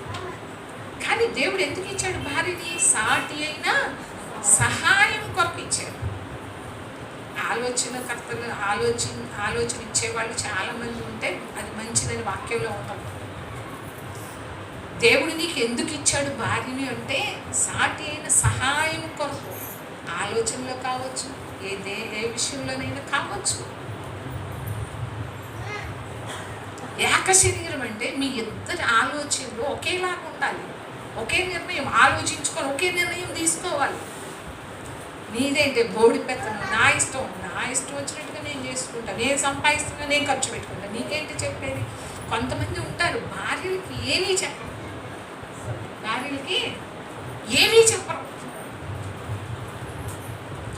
నీకెందుకు ఆ ఖర్చులు అవన్నీ? నీకెందుకు? నోరు మూసుకొని నేను తెత్తనని విడిపెట్టి అంతే నీ బాధ్యత అంటారు చాలామంది. అది తప్పు. ఏక శరీరం, ఐక్యత ఉండాలి, సమాధానం ఉండాలి, ప్రేమ ఉండాలి, సహించుకునే స్వభావం ఉండాలి. అంతేగాని భార్యను కొట్టే భర్తలు కొట్టే భార్యలు. నేను ఎవరిని కూడా పురుషులు కానీ స్త్రీలు కానీ ఎవరి వైపు నేను మాట్లాడటలా. అటు ఉన్నారు, ఇటు ఉన్నారు, నాకు తెలుసు. భార్య బాధితులు ఉన్నారు, భర్త బాధితులు కూడా ఉన్నారు. కానీ ఎవరి కాళ్ళము ఇక్కడ మనం పరిశీలించుకోవాల్సింది ఏంటంటే నేను ఎలా ఉన్నాను. ప్రతి ఒక్కళ్ళు వాక్యపు వెలుగులో భర్త కానీ భార్య కానీ పిల్లలు కానీ ప్రతి ఒక్కళ్ళు కూడా ఎలా ఆలోచించాలి? వాక్యానుసారంగా నేను ఉంటున్నానా లేదా? ఎలా ఉంటున్నావు? నీకు నోటికి ఇష్టం భర్త కావు. ఇప్పుడు అక్కడికి వెళ్ళిన తర్వాత నువ్వు పురుషుడు కదా, నువ్వు మాట్లాడవచ్చులే, పర్లేదు నువ్వు వెళ్ళి అంటాడు దేవుడు? అంటాడా? అనడు. పురుషుడైనా స్త్రీ అయినా న్యాయం న్యాయమే. నువ్వు మాట్లాడి, భర్త మాట్లాడినా భార్య మాట్లాడినా ఒకటే. అందుకనే ఎఫ్సీలకు రాసిన పత్రికలో ఉంటుంది కదా, సమాధానం అనే బంధం ఉండాలి. భార్యాభర్తల మధ్య కావచ్చు, సంఘంలో ఒకరి మధ్య ఒకరికి కావచ్చు, సమాధానం అనే బంధం ఉండాలి మీ మధ్య. ఆత్మ కలిగించే ఐక్యత ఉండాలి. ప్రేమతో సహించుకునే స్వభావం ఉండాలి. ప్రేమతో ఒకరికొకడు సహించుకోవాలి. నువ్వు భార్యాభర్తలే. కొంతమంది ఉంటారు ఎలా అంటే నీది నాది అంటారు. ఏమంటారు ఇంట్లో? ఇది నాది. ఏక శరీరం అని దేవుడు అక్కడ చెబుతుంటే ఇక్కడ ఏమంటారు? నీది నీదే, నాది నాదే. ఇంకేక శరీరం ఎక్కడ? నీకు ఎక్కడుంది ఏక శరీరం? ఇది నేను కష్టపడి, ఒక అమ్మాయి అంట ఏదో పని చేసుకుని కష్టపడి ఏదో గొలుసు చేయించుకుంది. అది భర్త తీసుకెళ్ళి బ్యాంకులో పెట్టాడంట. ఇకేంటి, నేను కష్టపడి కొనుక్కున్నా, నాది తెస్తావా చస్తావా అంటే ఏంటి? నువ్వు తింటుంది ఏంటి? ఎవరిది? అవన్నీ ఆలోచించరు. నేను కష్టపడ్డాను, నేను కొనుక్కున్నాను. మరి భర్త కూడా కష్టపడే కదా నీకు తిండి పెడుతున్నాడు. కష్టపడి ఉదయం వెళ్ళి సాయంత్రానికి వస్తున్నాడు. ఎందుకు? ఎవరి కొరకు కష్టపడుతున్నాడు? భార్య కొరకు, బిడ్డల కొరకు కష్టపడుతున్నాడు. భార్య కష్టపడినా కూడా భర్త కొరకు, బిడ్డల కొరకు కష్టపడుతున్నారు. ఎవరో బయట వాళ్ళ కొరకు కష్టపడుతున్నట్టుగా మాట్లాడతారు. అంటే ఏంటంటే మీ ఇద్దరు కూడా మీరు దేవుని మాటకి లోబడట్లేదు. మేము ఏక శరీరం అనే మనసు మీలో లేదు. నీది నాది అని ఎవడైతే అంటాడు. పిల్లలు కూడా అంతే. పెద్దవాళ్ళు ఏమంటారో తెలుసా? భర్త ఏమంటాడు? అడుగు, వాడు నీ కొడుకు. భార్య ఏమంటది? అడుగు, వాడు నీ కొడుకు. అంటే నీ కొడుకు కదా. అసలు నా అనేది ఎందుకు వస్తుంది? నా కొడుకు అంటే భర్త లేకుండా నీకు పుట్టారా? భార్య లేకుండా నీకు పుడతారా? నా పిల్లలని ఎందుకు వస్తుంది అసలు మీకు? వాడు నీ కొడుకే, అందుకని నీ వైపే మాట్లాడుతున్నాడు. ఈ మాటలు మారాలి. భార్యాభర్తలు ఇద్దరు కూడా ఐక్యత కలిగి ఉంటేనే రేపు మిమ్మల్ని చూసి మీ పిల్లలు మారుతారు. మీ కొట్టుళ్ళు తిట్టుళ్ళు చూసి అవే వస్తాయి. ఆ పిల్లలు కూడా అవే మాట్లాడతారు. ఓహో, భార్యని పెళ్ళాలంటే ఇలానా, ఇలా హింసించాలా, ఇలా మాట్లాడాలా. ఆడపిల్లలు అయితే ఓహో మమ్మీ ఇలా మాట్లాడుతుంది కదా, నేను కూడా అలాగే మాట్లాడతాను. అది తప్పు కాదు అన్నట్టుగా. జాగ్రత్త. పిల్లల్ని ఎప్పుడు కూడా మంచి వాతావరణంలో పెంచేవారుగా ఉండాలి. నీ ఫలాలు నీ పిల్లలు చూడాలి. నువ్వు ఎలా తగ్గించుకుంటున్నావో, ఎలా విధేయత చూపిస్తున్నావో, ఎలా లోబడుతున్నావో దేవునికి కానీ ఇంట్లో భర్తకు కానీ ఎలా లోబడుతున్నావో, ఎంత ఓర్పు కలిగి ఉంటున్నావో, ఎంత సహనం కలిగి ఉంటున్నావో నీ ఇంట్లో వాళ్ళు చూడాలి. బయటకు వచ్చి కాదు, నువ్వు ఎంత గెలవాలి. నీ భర్త చెప్పాలి నీ స్వభావం ఏంటి, నీ భార్య చెప్పాలి నీ స్వభావం ఏంటి. నీలో ఏ లోపం లేకుండా ఉండాలి అంటే, దేవుని ఎదుట నువ్వు నిలబడాలి అంటే నీ నోటి మాట వల్ల నువ్వు తప్పిపోకుండా చూసుకో. వ్యర్థమైన మాటలు మాట్లాడుతున్నావా? కొంతమందికి ఏమి తోచక వాళ్ళ ఇంటికి వీళ్ళింటికి వెళ్ళి చెప్తూ ఉంటారు. వాళ్ళ మీద వీళ్ళకి, వీళ్ళ మీద వాళ్ళకి. గుట్టు క్రైస్తవుడు అంటే నీ గుట్టు ఉండాలి. చాలా కుటుంబాలు నేను చూస్తున్నా ఎంత అవమానకరంగా. మొన్న ఈ మధ్య ఒక కుటుంబం గురించి ఏదో చాలా చిన్న విషయానికి పోలీస్ స్టేషన్కి వెళ్తున్నారు. నువ్వు క్రైస్తవుడు అయితే నువ్వు పోలీస్ స్టేషన్ గడప కూడా తొక్కవు. న్యాయం తీర్చే దేవుడు ఉన్నాడు మనకి. నువ్వు మొరపెడితే దేవుడు న్యాయం తీర్చడా? నీకు నమ్మకం లేదు, పోలీస్ స్టేషన్లోకి వెళ్తే న్యాయం తీరుస్తాడు. ఎక్కడికి వెళ్తున్నావు నువ్వు? ఎవరి కుటుంబం అవమానానికి అప్పగించబడుతుందో అర్థమవుతుందా? నీ భార్య పొరుగు పోతే నీ పొరుగు కదా, నీ పొరుగు ఉంటుందా? ఇంకా అసలు భర్త పొరుగు ఉంటుందా? భర్త పొరుగు పోతే భార్యకు పొరుగు ఉంటుందా అసలు? నీ భర్తని బట్టి నీకు గౌరవం రావాలి, భార్యని బట్టి భర్తకు కూడా గౌరవం ఘనత రావాలి. సామెతల్లో ఏముంటుంది? సామెతల్లో చూడండి, సామెతలు 31లో ఏముంటుంది?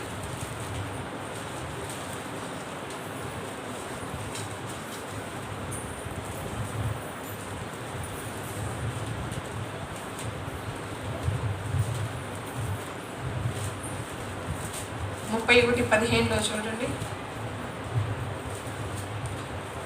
ఆమె చీకటితో లేచి తన ఇంటి వారికి భోజనం ఎప్పుడు లేస్తుందంట? చీకటితోనే లేచి తన ఇంటి వారికి భోజనము సిద్ధపరుస్తుంది.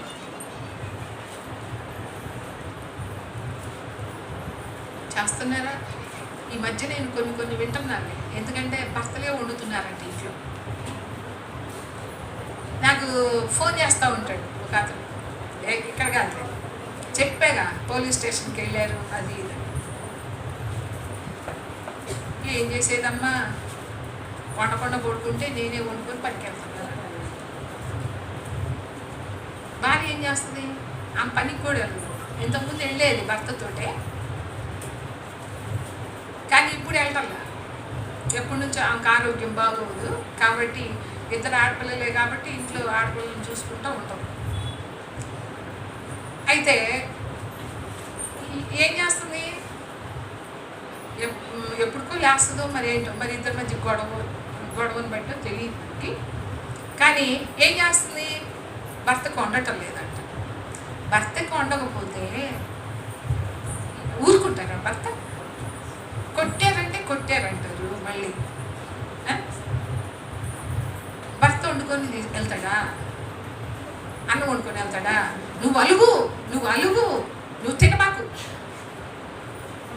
నువ్వు తినకుండా ఉండు, నీ కోపం వచ్చింది కదా. అంతేగాని భర్త పనికి వెళ్తుంటే నువ్వు వండకుండా ఎలా ఉంటావు? అదేనా నువ్వు క్రైస్తవురాలివి?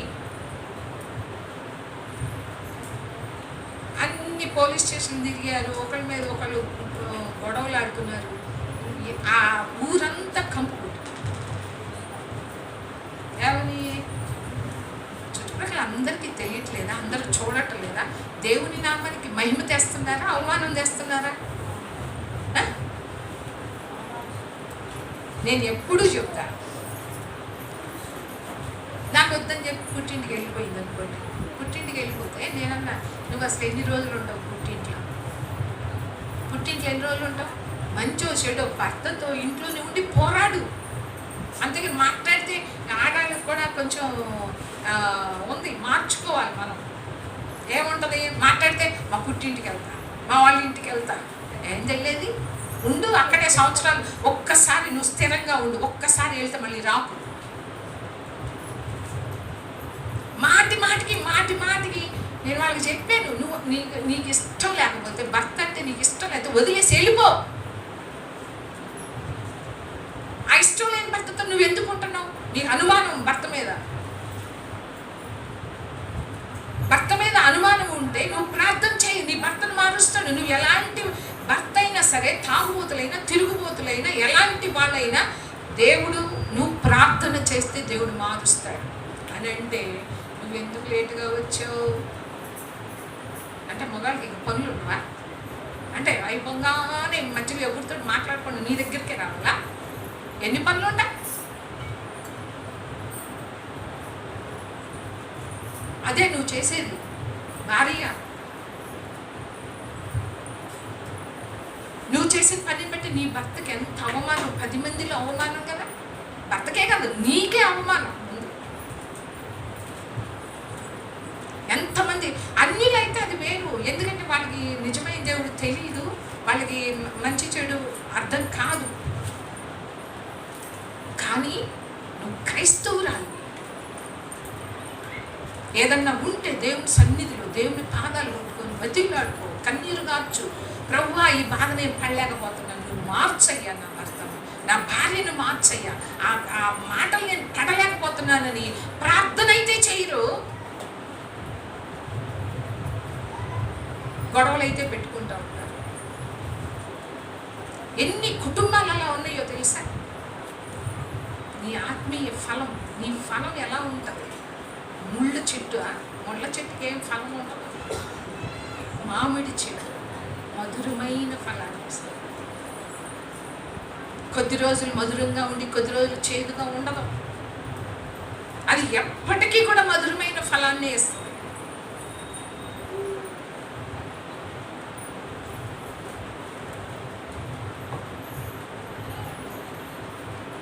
ఎన్ని రోజులు పుట్టింట్లో ఉంటాం, మళ్ళీ వచ్చింది. ఎవరిది పోయింది ఇప్పుడు పరువు? ఎంత అవమానం, అసలు ఎంత సిగ్గు తెలుసా?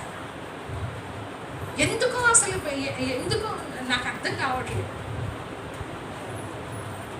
ఉంటే గొడవలు ఉంటాయి, భార్య అన్నాక భర్త అన్నాక కుటుంబంలో గొడవలు ఉంటాయి. పిల్లల ముందు ఎప్పుడు కూడా మీరు మాట్లాడాలి. రేపు పెద్ద అయినాక మీ స్థితి ఎలా ఉంటుందో ఒక్కసారి గుర్తుకు తెచ్చుకోండి. పిల్లల ఉందా మీరు మాట్లాడుకునేది? గలీజ్ మాటలు మాట్లాడి. ఆ అమ్మాయి నాకు ఫోన్ చేసి అమ్మాయి అంటుంది, ఏమని, అసలు ఎందుకు కన్నారమ్మ మమ్మల్ని అని అడుగుతున్నాను. మా అమ్మ మా నాన్న మమ్మల్ని ఎందుకు కన్నారు? ఆ మాటలు అనిపించుకుంటారా మీరు? అలాంటి స్థితికి దిగజారే వారిగా ఉంటారా క్రైస్తవులు అయిన మనం?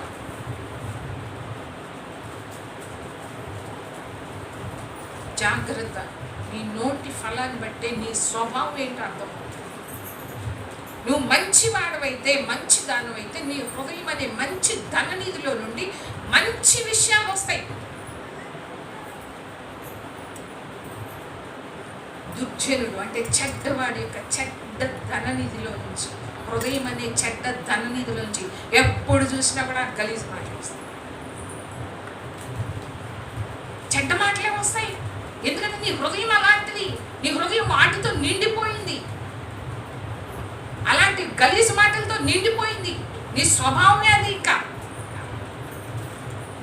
మార్చుకోవా? ఎలా ఉన్నాయి నీ ఫలాలు? మంచి ఫలం ఉందా నీలో? ఫలింపని ప్రతి చెట్టు నరకబడి అగ్నిలో వేయబడతాయి. మత్తయి సువార్తలో ఇంకో మాట ఉంది కదా, మనకు అందరికీ తెలిసిన మాట, ఒకసారి చూడండి.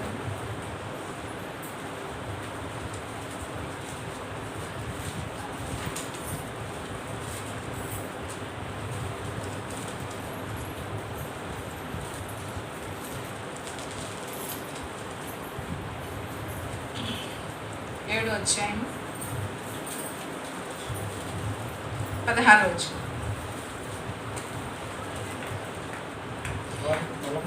వారి ఫలముల వలన మీరు వారిని తెలుసుకొందురు. ముండ్ల పొదలలో ద్రాక్ష పండ్లనైనను, పల్లేరు చెట్లను, అంజూరపు పండ్లనైనను కోయుదురా. అలాగుననే ప్రతి మంచి చెట్టు మంచి ఫలములు ఫలించును, పనికి మాలిన చెట్టు కాని ఫలములు ఫలించును. మంచి చెట్టు కాని ఫలములు ఫలింపనేరదు, పనికి మాలిన చెట్టు మంచి ఫలములు ఫలింపనేరదు. మంచి ఫలములు ఫలింపని ప్రతి చెట్టు నరకబడి అగ్నిలో వేయబడును. హల్లెలూయా. అంటే ఇక్కడ ముండ్ల పొదలలో ద్రాక్ష పండ్లు ఉండవు. ముండ్ల పొదలకి ద్రాక్ష పండ్లు కాస్తాయా? ఎప్పటికీ కాయవు. పల్లేరు చెట్లను అంజూరపు పండ్లు కాస్తాయా? కాయవు. అందుకనే వారి ఫలాన్ని బట్టి, వారి ఫలముల వలన మీరు వారిని తెలుసుకుంటారు. వాళ్ళు ఎలాంటి వాళ్ళో తెలుసుకుంటారు. వారి ఫలము వలన వారి స్వభావం ఏంటో మీరు తెలుసుకుంటారు. వాళ్ళ గుణ లక్షణాలు ఏంటో మీరు తెలుసుకుంటారు. వాళ్ళ ఫలము వలన మాత్రమే. మంచి చెట్టు ఎప్పటికీ కూడా మంచి ఫలాలనే ఇస్తుంది. ముండ్ల చెట్టు ఎప్పుడు కూడా ఫలాన్ని ఇవ్వదు. దాని స్వభావం మంచి స్వభావం కాదు. ఫలాన్ని బట్టి వాళ్ళు ఎలాంటి వాళ్ళు తెలుసుకోండి అంటున్నాడు దేవుడు. నీ ఫలం ఎలాంటిది? మంచి ఫలాన్ని ఇస్తున్నావా? కొద్ది రోజులు మంచిగా ఉండి, కొద్ది రోజులు అంటే కొద్దిసేపు భక్తిగా ఉండి, దేవుని సన్నిధిలో ఆరాధన చేసి, దేవుని సన్నిధిలో స్తుతించి, ఇక్కడేమో తియ్యగా ఉన్నట్లుగా కనబడి, ఇంటికి వెళ్ళిన తర్వాత ముండ్ల చెట్ట. చెప్పండి, ముండ్ల చెట్టుగా ఉంటావా? ఇంటికి వెళ్ళాక ఇక్కడేమో ఆరాధన చేస్తాం, స్తుతిస్తాం, మంచి భక్తి కలిగిన వారంగా ఉంటాం, కనిపిస్తాం. ఇక్కడ మామిడి చెట్టులాగా ఉంటావా? ఇంటికి వెళ్ళినాక ముండ్ల చెట్టులాగా ఉంటావా? ఎలా ఉంటావు? ఒక్కళ్ళైనా ఇక్కడ ఒక్కళ్ళైనా మీ భర్తల చేత మీ గురించి ఒక మంచి అభిప్రాయం కలిగి ఉన్నాము అని చెప్పగలుగుతారు.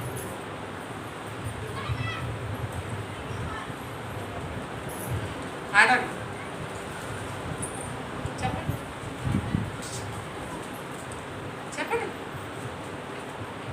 ఏంటి మాట్లాడరేంటి? ఇంత మౌనంగా ఇంట్లో కూడా ఉండొచ్చుగా.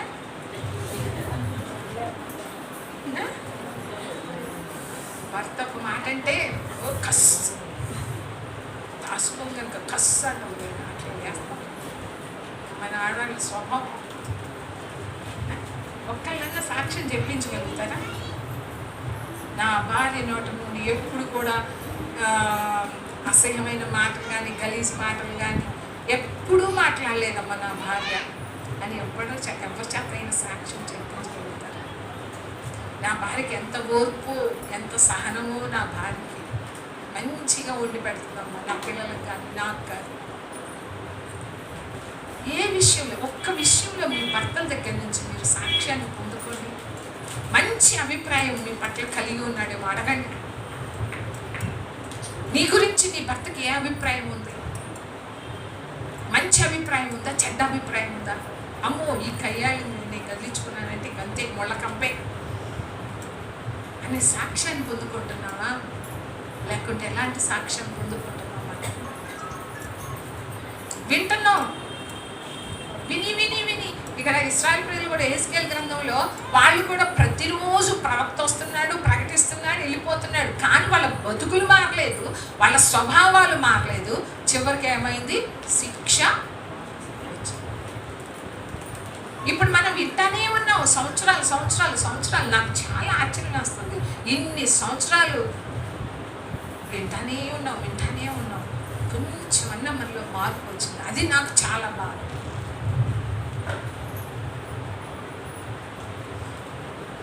మీకు ఒక మాట చూపించాలి, రాత్రి చెప్పాను. ఎక్కడంటే ఫిలిప్పీలకు రాసిన పత్రిక అనుకుంటా. ఫిలిప్పీలకు రాసిన పత్రిక 2వ అధ్యాయము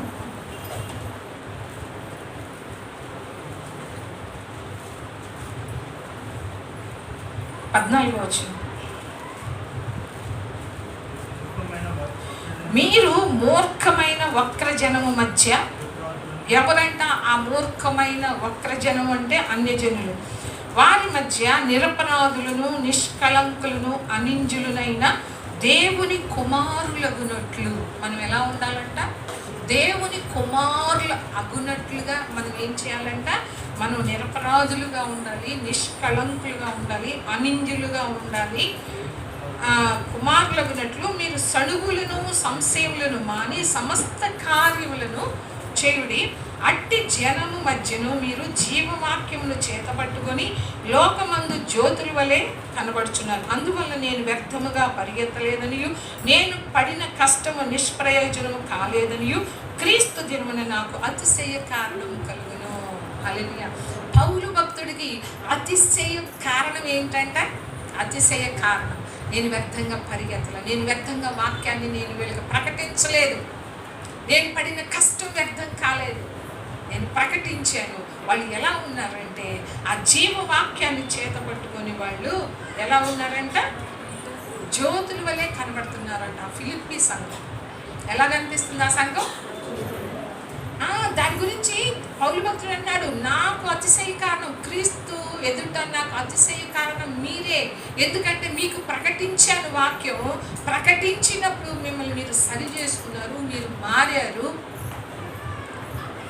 అన్యజనుల మధ్య, మూర్ఖమైన వక్రజనము మధ్య మీరు ఎలా ఉన్నారంటే, ఈ లోకంలో జ్యోతుల వలె జీవవాక్యమును చేతబట్టుకొని లోకమందు జ్యోతుల వలె కనబడుచున్నారు. పౌలు భక్తుడికి సంఘం ఎలా కనిపిస్తుందంట? జీవవాక్యాన్ని చేతపట్టుకొని జ్యోతుల్లాగా కనిపిస్తున్నారంట. అందుకనే పౌలు భక్తుడు అంటాడు, ఓ నేను పడిన కష్టం వ్యర్థం కాలేదు, వాళ్ళు జ్యోతుల్లాగా కనిపిస్తున్నారు. క్రీస్తు ఎదుట నాకు అతిశయ కారణం మీరే. ఎందుకంటే నేను ప్రకటించిన వాక్యాన్ని బట్టి మీరు మారారు. కాబట్టి మీరు ఎలా ఉన్నారు అంటున్నాడు? సంఘాన్ని జ్యోతుల్లాగా ఉన్నారు, వెలుగుగా ఉన్నారు అన్ని జనుల మధ్య. దేవుడు అంటున్నాడు, ప్రభు అంటున్నారు, మీరు లోకానికి ఉప్పుగా ఉన్నారు, మీరు లోకానికి వెలుగుగా ఉన్నారు అంటున్నాడు. ఉన్నామా? మనము వెలుగుగా ఉన్నామా? చీకటిగా ఉన్నామా? చీకటి అంటే ఏంటి? చీకటి కార్యాలు చేసే వాళ్ళందరూ చీకటిలో ఉన్నవాళ్ళు. చీకటి కార్యాలు అంటే ఏంటి? దేవుడు చెప్పింది చేయకపోతే, దేవుడు మాట వినకపోతే ఏమైనట్టు? ఆజ్ఞాతిక్రమే పాపం. వెలుగులో నడిచినట్ట, చీకట్లో నడిచినట్ట దేవుని మాట వినకపోతే. ఆ సంఘం ఎలా కనిపిస్తుందంటే, పౌలుకి లోకమందు జ్యోతుల వల్లే కనపడుతున్నారట. హల్లెలూయా! ఒక వెలుగుగా కనిపిస్తున్నారు. ఎందుకంటే వాళ్ళ వెలుగు అంటే ఏంటంటే సత్క్రియలు. వాళ్ళలో ఏమున్నాయంట? మత్తయి సువార్తలు మనకి తెలుసు కదా. మత్తయి సువార్త మనందరికీ తెలిసిన వార్త. మనుషులు మీ సత్క్రియలను చూసి పరలోకమందున తండ్రి నామం మహింపరచబడేలాగా వారి ఎదుట మీ వెలుగును ప్రకాశింపనీయుడి. 5వ అధ్యాయము 16వ వచనం. మనుషులు మీ సత్క్రియలను చూసి పరలోకమందున మీ తండ్రిని మహిమపరచినట్లు వారి ఎదుట మీ వెలుగు ప్రకాశించాలి. ఎవరి ఎదుట? మనుష్యుల ఎదుట మీ వెలుగు అంటే మీ సత్క్రియలు, అంటే మీ మంచి క్రియలు కనపడాలి. ఇక్కడ పౌలు భక్తుడు అన్నాడు, జీవవాక్యాన్ని చేతబట్టుకొని లోకమందు మీరు జ్యోతుల్లాగా కనపడుతున్నారు, అంటే వెలుగుగా ఉన్నారు వీళ్ళు లోకానికి. మనం ఎవరికి వెలుగుగా ఉన్నాం? ఇంట్లో ఉన్నాం? అసలు ఇంట్లో వెలుగుగా ఉన్నామా? సత్క్రియలు. వెలుగంటే సత్క్రియలు. నీ భర్త నీలో మంచి క్రియలు చూస్తున్నాడా? భార్య భర్తలో మంచి క్రియలు చూస్తుందా? ఒక కుటుంబం మారితే, ఒక్కొక్క కుటుంబం భార్యాభర్తలు మారితే బిడ్డలు మారుతారు. సంఘంలో కూడా వాళ్ళని చూసి అనేకులు మారుతారు. ఇంతవరకు ఒక్క కుటుంబం కూడా ఒక్కళ్ళని మనం ఎవ్వరు కూడా మాదిరికరంగా లేదు. ఉన్నావా? పౌలు భక్తుడే చెప్తున్నాడు, సంఘం గురించి సాక్ష్యం చెప్తున్నాడు. ఇక్కడ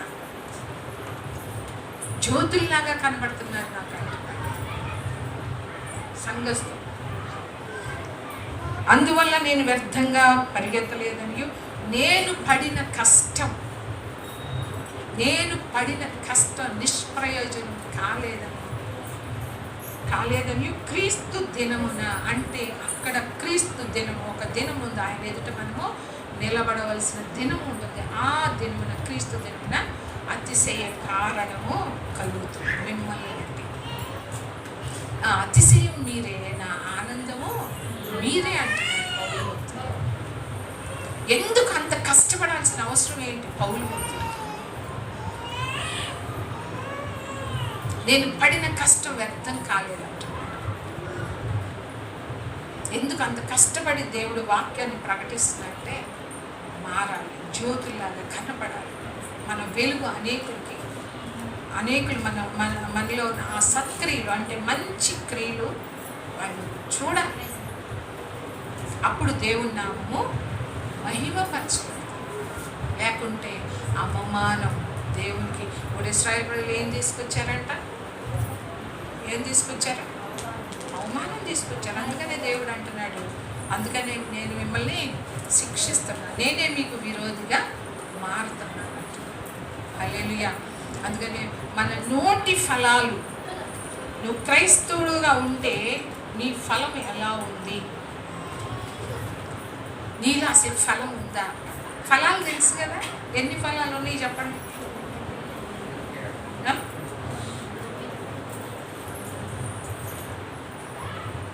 ఎన్ని ఫలాలు? దాంట్లో ఒకటన్నా ఉంది ఎవరిలోనన్నా?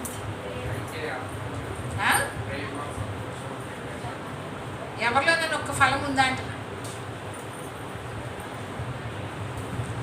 పౌలు కష్టపడ్డాడు, ప్రయాసపడ్డాడు, దానికి తగిన ఫలము నాకు వచ్చింది అని పౌలు భక్తుడు చెబుతున్నాడు.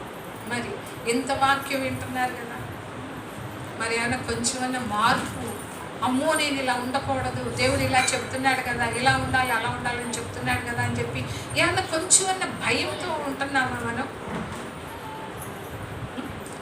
కాబట్టి నోటి మాట యందు తప్పని ఎడల నువ్వు లోపం లేనివాడుగా ఉంటావు.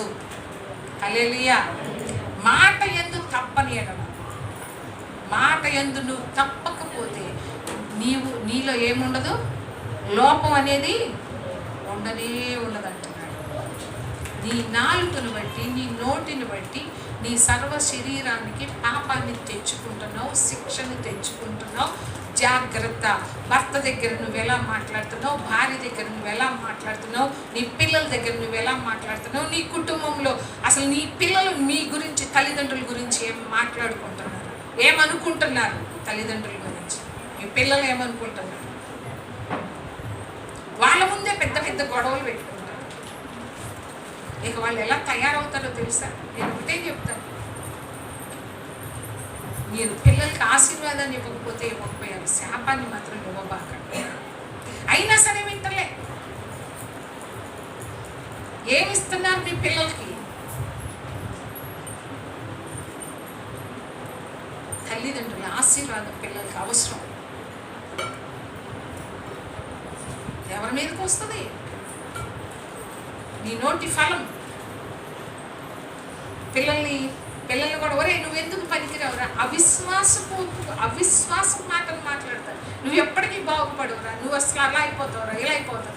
అమ్మ నువ్వు ప్రార్థన చేయి, నీ భర్త మాత్రం, నా భర్త చచ్చినా మారడు, నా భర్త నువ్వే అంటున్నావు, ఇంకేం మారుతాడు?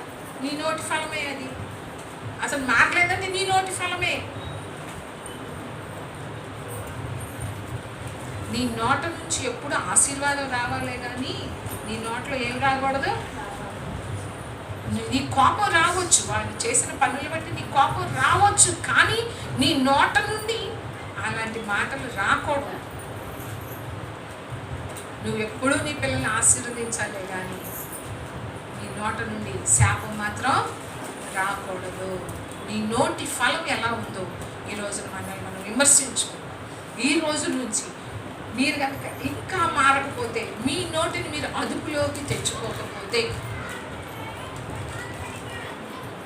ఎన్నిసార్లు వాక్యం విన్నా కూడా నా స్వభావం నాదే, నేను అస్సలు మారను అంటే నీకే నష్టం. ఎవ్వరు లోబడకపోతే వాళ్ళకి నష్టం. భర్త భార్యను ప్రేమించాలి, భార్య భర్తకి లోబడాలి, ఇదైతే చూపించాలి. వాళ్ళిద్దరిని చూసి పిల్లలు నేర్చుకునేలాగా తల్లిదండ్రుల యొక్క ప్రవర్తన ఉండాలి. ఈరోజు ఎన్ని కుటుంబాలు పాడైపోతున్నాయో తెలుస్తుందా మీకు? నిన్న నాకు మా ఊళ్ళో మా చుట్టాలే నిన్న మా ఆడపడుచు వాళ్ళ అమ్మాయి వచ్చినప్పుడు చెప్పింది ఏంటంటే, వాళ్ళ ఆడపడుచుకు ఒక్కడే కొడుకు, ఎంత గారాభంగా పెంచారో ఆ కొడుకు. పెళ్లి చేశారు, 10 నెలలు కూడా లేరంట, విడాకులు అయిపోయి అమెరికాలో ఉంటాడంట. 10 నెలలు కూడా లేదు, 10 నెలలు కూడా కలిసి 10 నెలలకి విడాకులే వచ్చేది. ఎంత ఘోరమో తెలుసా? అలా తయారవుతున్నారు ఆడపిల్లలు కానీ మగపిల్లలు కానీ. ఒక్క చిన్న విషయానికి కూడా విడాకులు దాకా వచ్చేస్తున్నారు. ఎన్ని కుటుంబాలు నాశనం అయిపోతున్నాయి తెలుసా? అసలు ఆదాము అవ్వల యొక్క మొదట ఏర్పాటు చేసింది దేవుడే కదా కుటుంబ వ్యవస్థని. ఆ కుటుంబ వ్యవస్థ పాడైపోవటానికి కారణం ఏంటి చెప్పండి?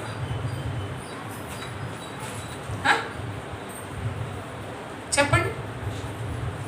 కుటుంబ వ్యవస్థ పాడైపోవటానికి కారణం దేవుడు చెప్పిన మాట వినకపోవటం. దేవుని మాటకి లోబడకపోవడమే ఆ కుటుంబ వ్యవస్థ నాశనం అయిపోవటానికి కారణం అదే. దేవుని మాటకి లోబడితే వాళ్ళు కుటుంబం వాళ్ళ శాపగ్రస్తమైన కుటుంబంగా ఉండేది కాదు. శపించాడు కదా దేవుడు, విచ్ఛిన్నం అయిపోయింది కుటుంబం. ఏదైనా తోటలో ఉండవలసిన కుటుంబం బయటకు వచ్చేసి. జాగ్రత్త, దేవుని మాటకి లోబడితే భర్త కావచ్చు, భార్య కావచ్చు, ఇద్దరూ లోబడాలి. దేవుని మాటకి ఇద్దరు లోబడితేనే ఆ కుటుంబంలో సమాధానం ఉంటుంది, ఐక్యత ఉంటుంది, ప్రేమ ఉంటుంది, ప్రార్థన ఉండాలి కుటుంబంలో. దేవుడు మనందరికీ తెలుసు, సమాధానం లేకపోతే నువ్వు ముందు వెళ్ళి సమాధానం పడమంటే ఇంట్లో భార్య భర్తల సమాధానం ఉండటం లేదు. ఇక నువ్వేం ప్రార్థన చేస్తావు? సిగ్గు, మళ్ళీ భార్య దగ్గరికి వెళ్ళి సారీ క్షమించ అంటానికి సిగ్గు మగవాళ్ళకి. భర్త దగ్గరికి వెళ్ళి సారీ చెప్పడానికి సిగ్గు ఆడవాళ్ళు. ఎప్పుడైనా చెప్పారా? చెప్పిన వాళ్ళు చేతులు ఎత్తండి.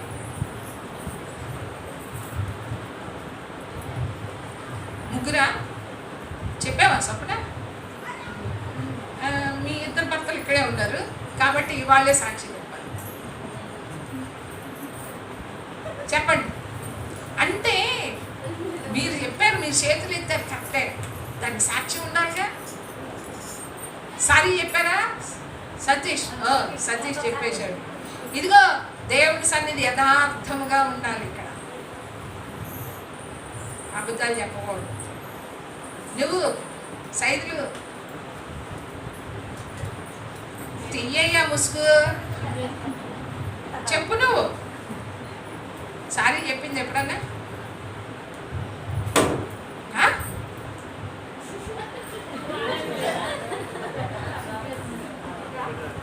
చెప్పు సైదు.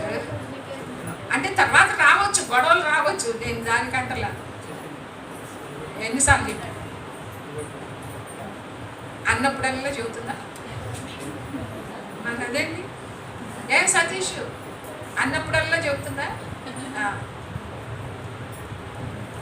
మరి నువ్వు చెప్తలేదంట. నువ్వు చెప్తున్నావా స్వప్న?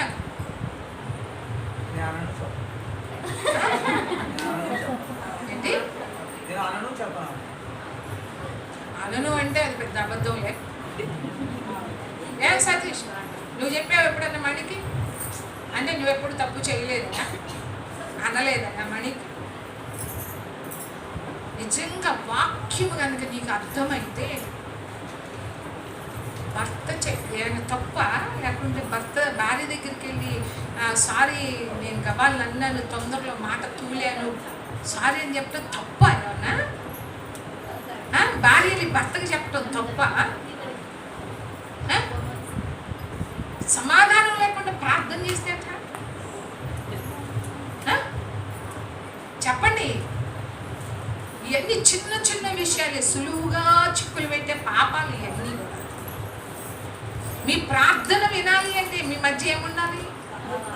నువ్వు ఎంత కన్నీరైనా కావచ్చు, నువ్వు దొర్లాడు కింద పడి, ప్రార్థన మాత్రం సమాధానం లేకుండా, మీ భార్యాభర్తల మధ్య సమాధానం లేకుండా ఆ ప్రార్థన దేవుని సన్నిధికి చేరదు.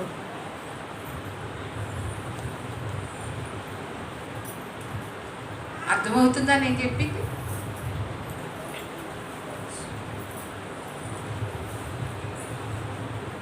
సమాధానం నువ్వు ఎప్పుడు ఇంతవరకు చెప్పలా. సరే నేను ఎప్పుడు అనలేదన్నావు కదా సైడ్లు, ఇప్పుడు సొప్పనే చెప్పాలన్నమాట. ఏం సొప్పన? నేను ఎప్పుడు ఏం అనలేదా సైడ్లు? అన్నాడా? అంటే నీకు అది తప్పుగా అనిపించకపోవచ్చు, కానీ భార్యకి కష్టం అనిపించినప్పుడు సారీ చెప్పడంలో తప్పు లేదు. సర్ది చెప్పుకోవాలి, ఒకరికొకరు సర్ది చెప్పుకోవాలి. అంతేగాని పిల్లలు ఉన్నప్పుడు గొడవలు పడవద్దు. మీరు ఒకరికొకరు సమాధానం కలిగి ఉండండి, ఐక్యత కలిగి ఉండండి. భర్త గుట్టు భార్య బయటికి చెప్పకూడదు, భార్య గుట్టు భర్త బయటికి వెళ్ళి చెప్పకూడదు. మీ గుట్టు మీ దగ్గరే ఉండాలి, లేకుంటే దేవుడి దగ్గర ఉండాలి, అంతే. అంతేగాని 10 మందికి చెప్పి నీ భార్య పరువు తీసేవనుకో, నీ భర్త పరువు తీసేవనుకో, మీ ఇద్దరు పరువే పోతుంది, ఎవరిది కాదు. ఆ రోజున అట్లా జుట్లు పట్టుకొని కొట్టుకున్నాళ్ళు ఈ రోజు మళ్ళీ కలిస్తే ఏమంటారు? గుట్లు ఇప్పుకోకండి. క్రైస్తవులకు ఉండాల్సింది గుట్టు, భార్యాభర్తల మధ్య ఉండాల్సింది గుట్టు. మనందరికీ తెలుసు హాము ఉన్నాడు కదా, హాము అతని పేరు నోబు కుమార్. తండ్రి దిగంబరుడిగా ఉన్నాడని చెప్పి వచ్చి అన్నలకి చెబుతాడు, నేను కరెక్ట్గా ఉంటాను అంటే ముక్కు సూటిగా ఉంటామంటారు కదా కొంతమంది, ముక్కు సూటిగా ఉంటారు. అట్లా నీ హాము వెళ్ళి వాళ్ళ అన్నయ్యలకి చెప్పేశాడు దిగంబరుడిగా ఉన్నాడని చెప్పి. వాళ్ళ అన్నయ్యలు అట్లా వెనకగా వెళ్ళి వస్త్రం కప్పుతారు. కానీ దేవుడు ఏమన్నాడు? అక్కడ మాట్లాడడం ముగించేస్తాడు.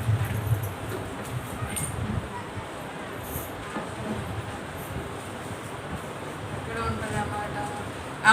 9వ అధ్యాయం, ఆదికాండం 9వ అధ్యాయంలో 20వ వచనం. నోవహు వ్యవసాయం చేయనారంభించి ద్రాక్ష తోట వేసెను. పిమ్మట ద్రాక్షారసం త్రాగి మత్తుడై తన గుడారంలో వస్త్రహీనుడుగా ఉండెను. అప్పుడు కనానుకు తండ్రి అయిన హాము తన తండ్రి వస్త్రహీనుడై ఉండుట చూసి బయట ఉన్న తన 2 సహోదరులకు ఆ సంగతి తెలిపెను. అప్పుడు షేమును యాపేతును వస్త్రం ఒకటి తీసుకొని తమ 2 భుజముల మీద వేసుకొని వెనుకకు నడిచి వెళ్ళి తమ తండ్రి దిశములను కప్పిరి. వారి ముఖములు వెనుక తట్టు ఉండటం వల్ల తమ తండ్రి దిశములను చూడలేదు. అప్పుడు నోవహు మత్తు నుండి మేలుకొని తన చిన్న కుమారుడు చేసిన దాన్ని తెలుసుకొని కనాను శపింపబడిన వాడై తన సహోదరునికి దాసుడగును అనెను. మరియు అతడు షేము దేవుడైన యెహోవా స్తుతింపబడును గాక, కనాను అతనికి దాసుడగును. దేవుడు యాపేతును విశాలపరచును, అతడు షేము గుడారంలో నివసించును, అతనికి కనాను దాసుడగును.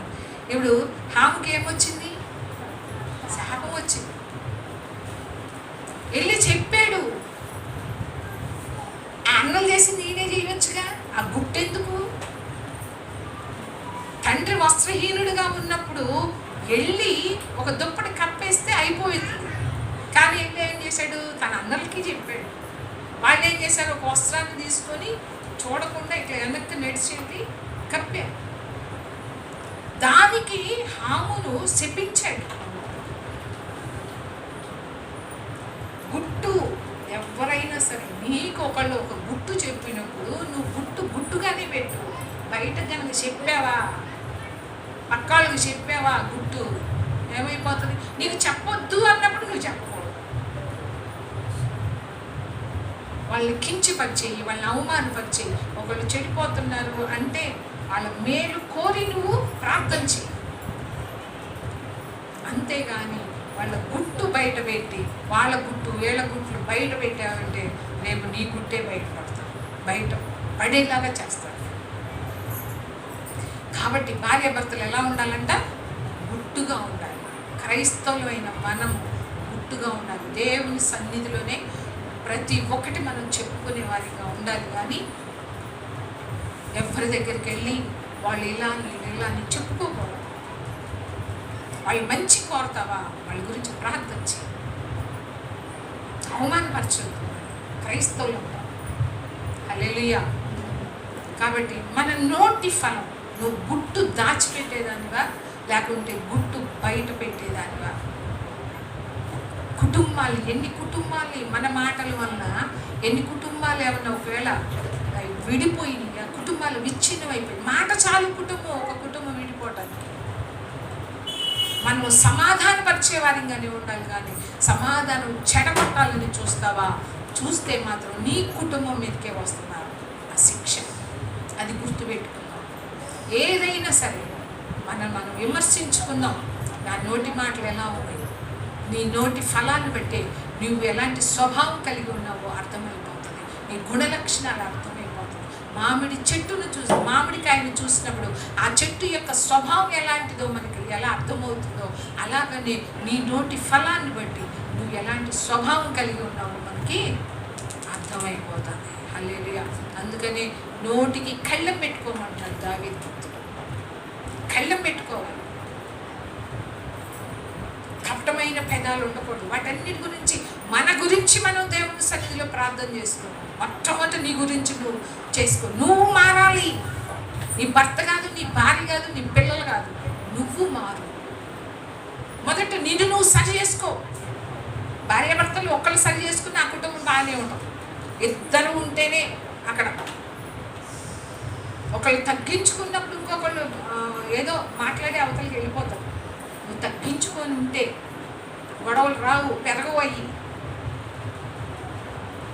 హల్లెలూయా. కాబట్టి నువ్వు క్రైస్తవుడు అంటానికి నీలో నుండి వచ్చే ఆ ఫలం, అంటే నీ నోటి ఫలాన్ని బట్టే నువ్వు నిజంగా క్రైస్తవురాలుగా అనేది నీ యొక్క గుణ లక్షణాలు, నీ స్వభావాన్ని బట్టే అది నీ ఆత్మీయ స్థితి ఎలాంటిది అనేది మనకు అర్థమవుతుంది. కానీ దేవుడు కృపను బట్టి దేవుడు మన అందరి జీవితాల్లో మనమందరం కూడా మంచి ఫలం ఫలించేలాగా దేవుడు తన కృప మనందరికీ దయచేయనుగాక. ఆమేన్. ప్రార్థన చేసుకుంటాం. తండ్రి నీకు స్తోత్రములయ్యా.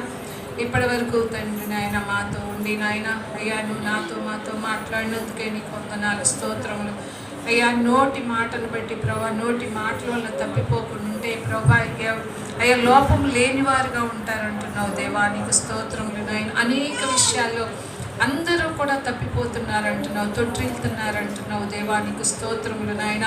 అయ్యా మాట యందు లోపం లేని వారిగా మేము ఉండటానికి కూడా మీరు మాకు సహాయం చేయండి ప్రభా. ఈ నోటితోనే నిన్ను స్తుతిస్తున్నాం, ఈ నోటితోనే నీ పోలికగా పుట్టిన వారిని శపించే వారిగా ఉంటున్నాం. మా నోట నుండి ప్రభా ఏ మాటలు వస్తున్నాయో నాయన, హృదయం నిండిన దాన్ని బట్టి నోరు మాట్లాడుతుందని చెప్పిన దేవుడు. కాబట్టి ప్రభా నీ వాక్యానికి మేము లోబడే వారిగా మాకు అందరికీ కూడా సహాయం చేయి. సక్రియలు ఉండాలంటున్నావు దేవా. నీకు స్తోత్రములు నాయన. అయ్యా ఫలాలను బట్టే వారు ఎలాంటి వాళ్ళు తెలుస్తుంది అంటున్నావు దేవా. నీకు స్తోత్రములు.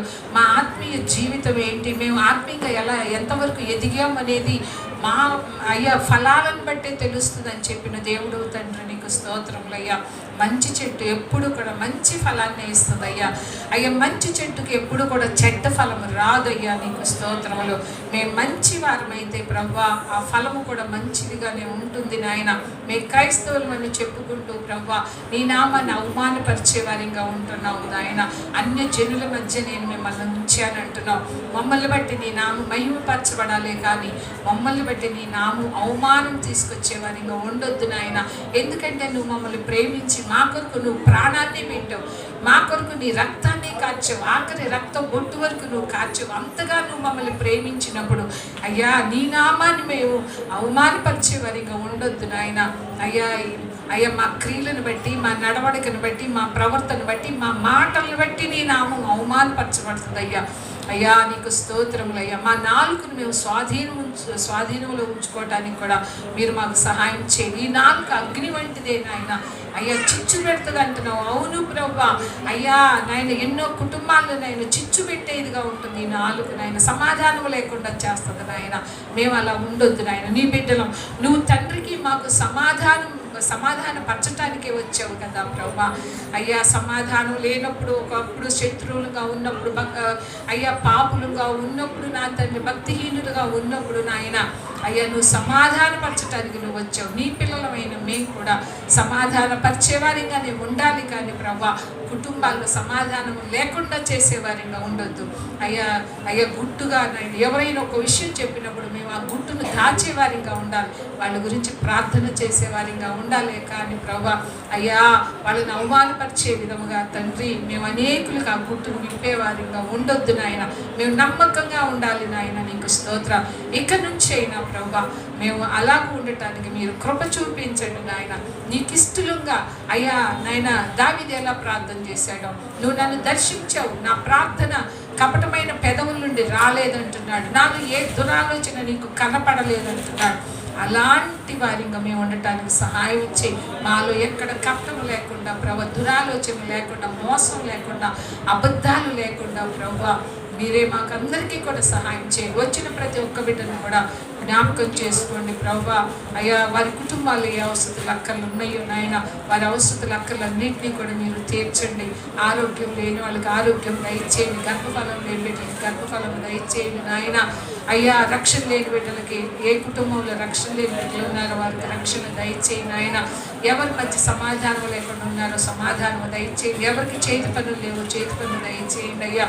ఎవరు ఉద్యోగాల కొరకు, మంచి ఉద్యోగాల కొరకు ఎదురు చూస్తున్నారో అయ్యా మంచి ఉద్యోగాలు దయచేయండి ప్రభు. వివాహం కాని బిడ్డలు ఉంటున్నారయ్యా, వాళ్ళకి సాటి అయిన సహాయం బిడ్డలకు దయచేయమని అడుగుచున్నాం అయ్యా. నీ నామాన్ని మహింపరచుకొని ఆయన బిడ్డల ద్వారా తండ్రి నీ కొందనాలు అయ్యా, స్తోత్రాలు. నాయన చిన్న బిడ్డలు ఉంటున్నారు నాయన అయ్యా, ఏ ఒక్కరికి కూడా ప్రభు ఎలాంటి ఆ కరోనా వైరస్ రాకుండా మీరు సహాయం చేయండి అయ్యా. ప్రతి ఒక్క బిడ్డ చుట్టూ, ప్రతి ఒక్క కుటుంబం చుట్టూ నీ కంచె, నీ కాపుదల దయచేయి. ఏ తెగులు నీ గుడారం సమీపించదని నీ వాగ్దానం ఇచ్చావు కాబట్టి ప్రభు అయ్యా, నీ సన్నిధికి మేము వచ్చినప్పుడు ప్రభు అయ్యా అది మమ్మల్ని అంటదని ఆయన నీకు స్తోత్రాలు చెల్లించుకున్నాం తండ్రి. మమ్మల్ని నీ అరచేతుల్లో చిక్కుకున్నాం ఆయన, నీ చాటును మమ్మల్ని భద్రపరుస్తున్న రీతిని బట్టి కూడా నీకే వందనాలు చెల్లించుకున్నాం. మాకు ఇస్తున్న ఆరోగ్యాన్ని బట్టి, మాకు ఇచ్చిన రక్షణ బట్టి, మాకు ఇస్తున్న ఆహారాన్ని బట్టి కానీ సమస్తాన్ని బట్టి కూడా నువ్వు మమ్మల్ని కాపాడుతున్న విధానాన్ని బట్టి కూడా నీకే కృతజ్ఞతాస్తుతులు చెల్లించుకుంటాం. బిడ్డలందరూ కూడా అయ్యా పేరు పైన జ్ఞాపకం చేసుకోండి అయ్యా. వారు గృహాలకు వెళ్ళుచుండగా నీ సన్నిధి సమాధానం బిడ్డలందరికీ తోడుగా ఉంచమని యేసు పరిశుద్ధ నామంలో ప్రార్థించి స్తుతించి వేడుకొంచున్నాము తండ్రి, ఆమేన్. అందరికీ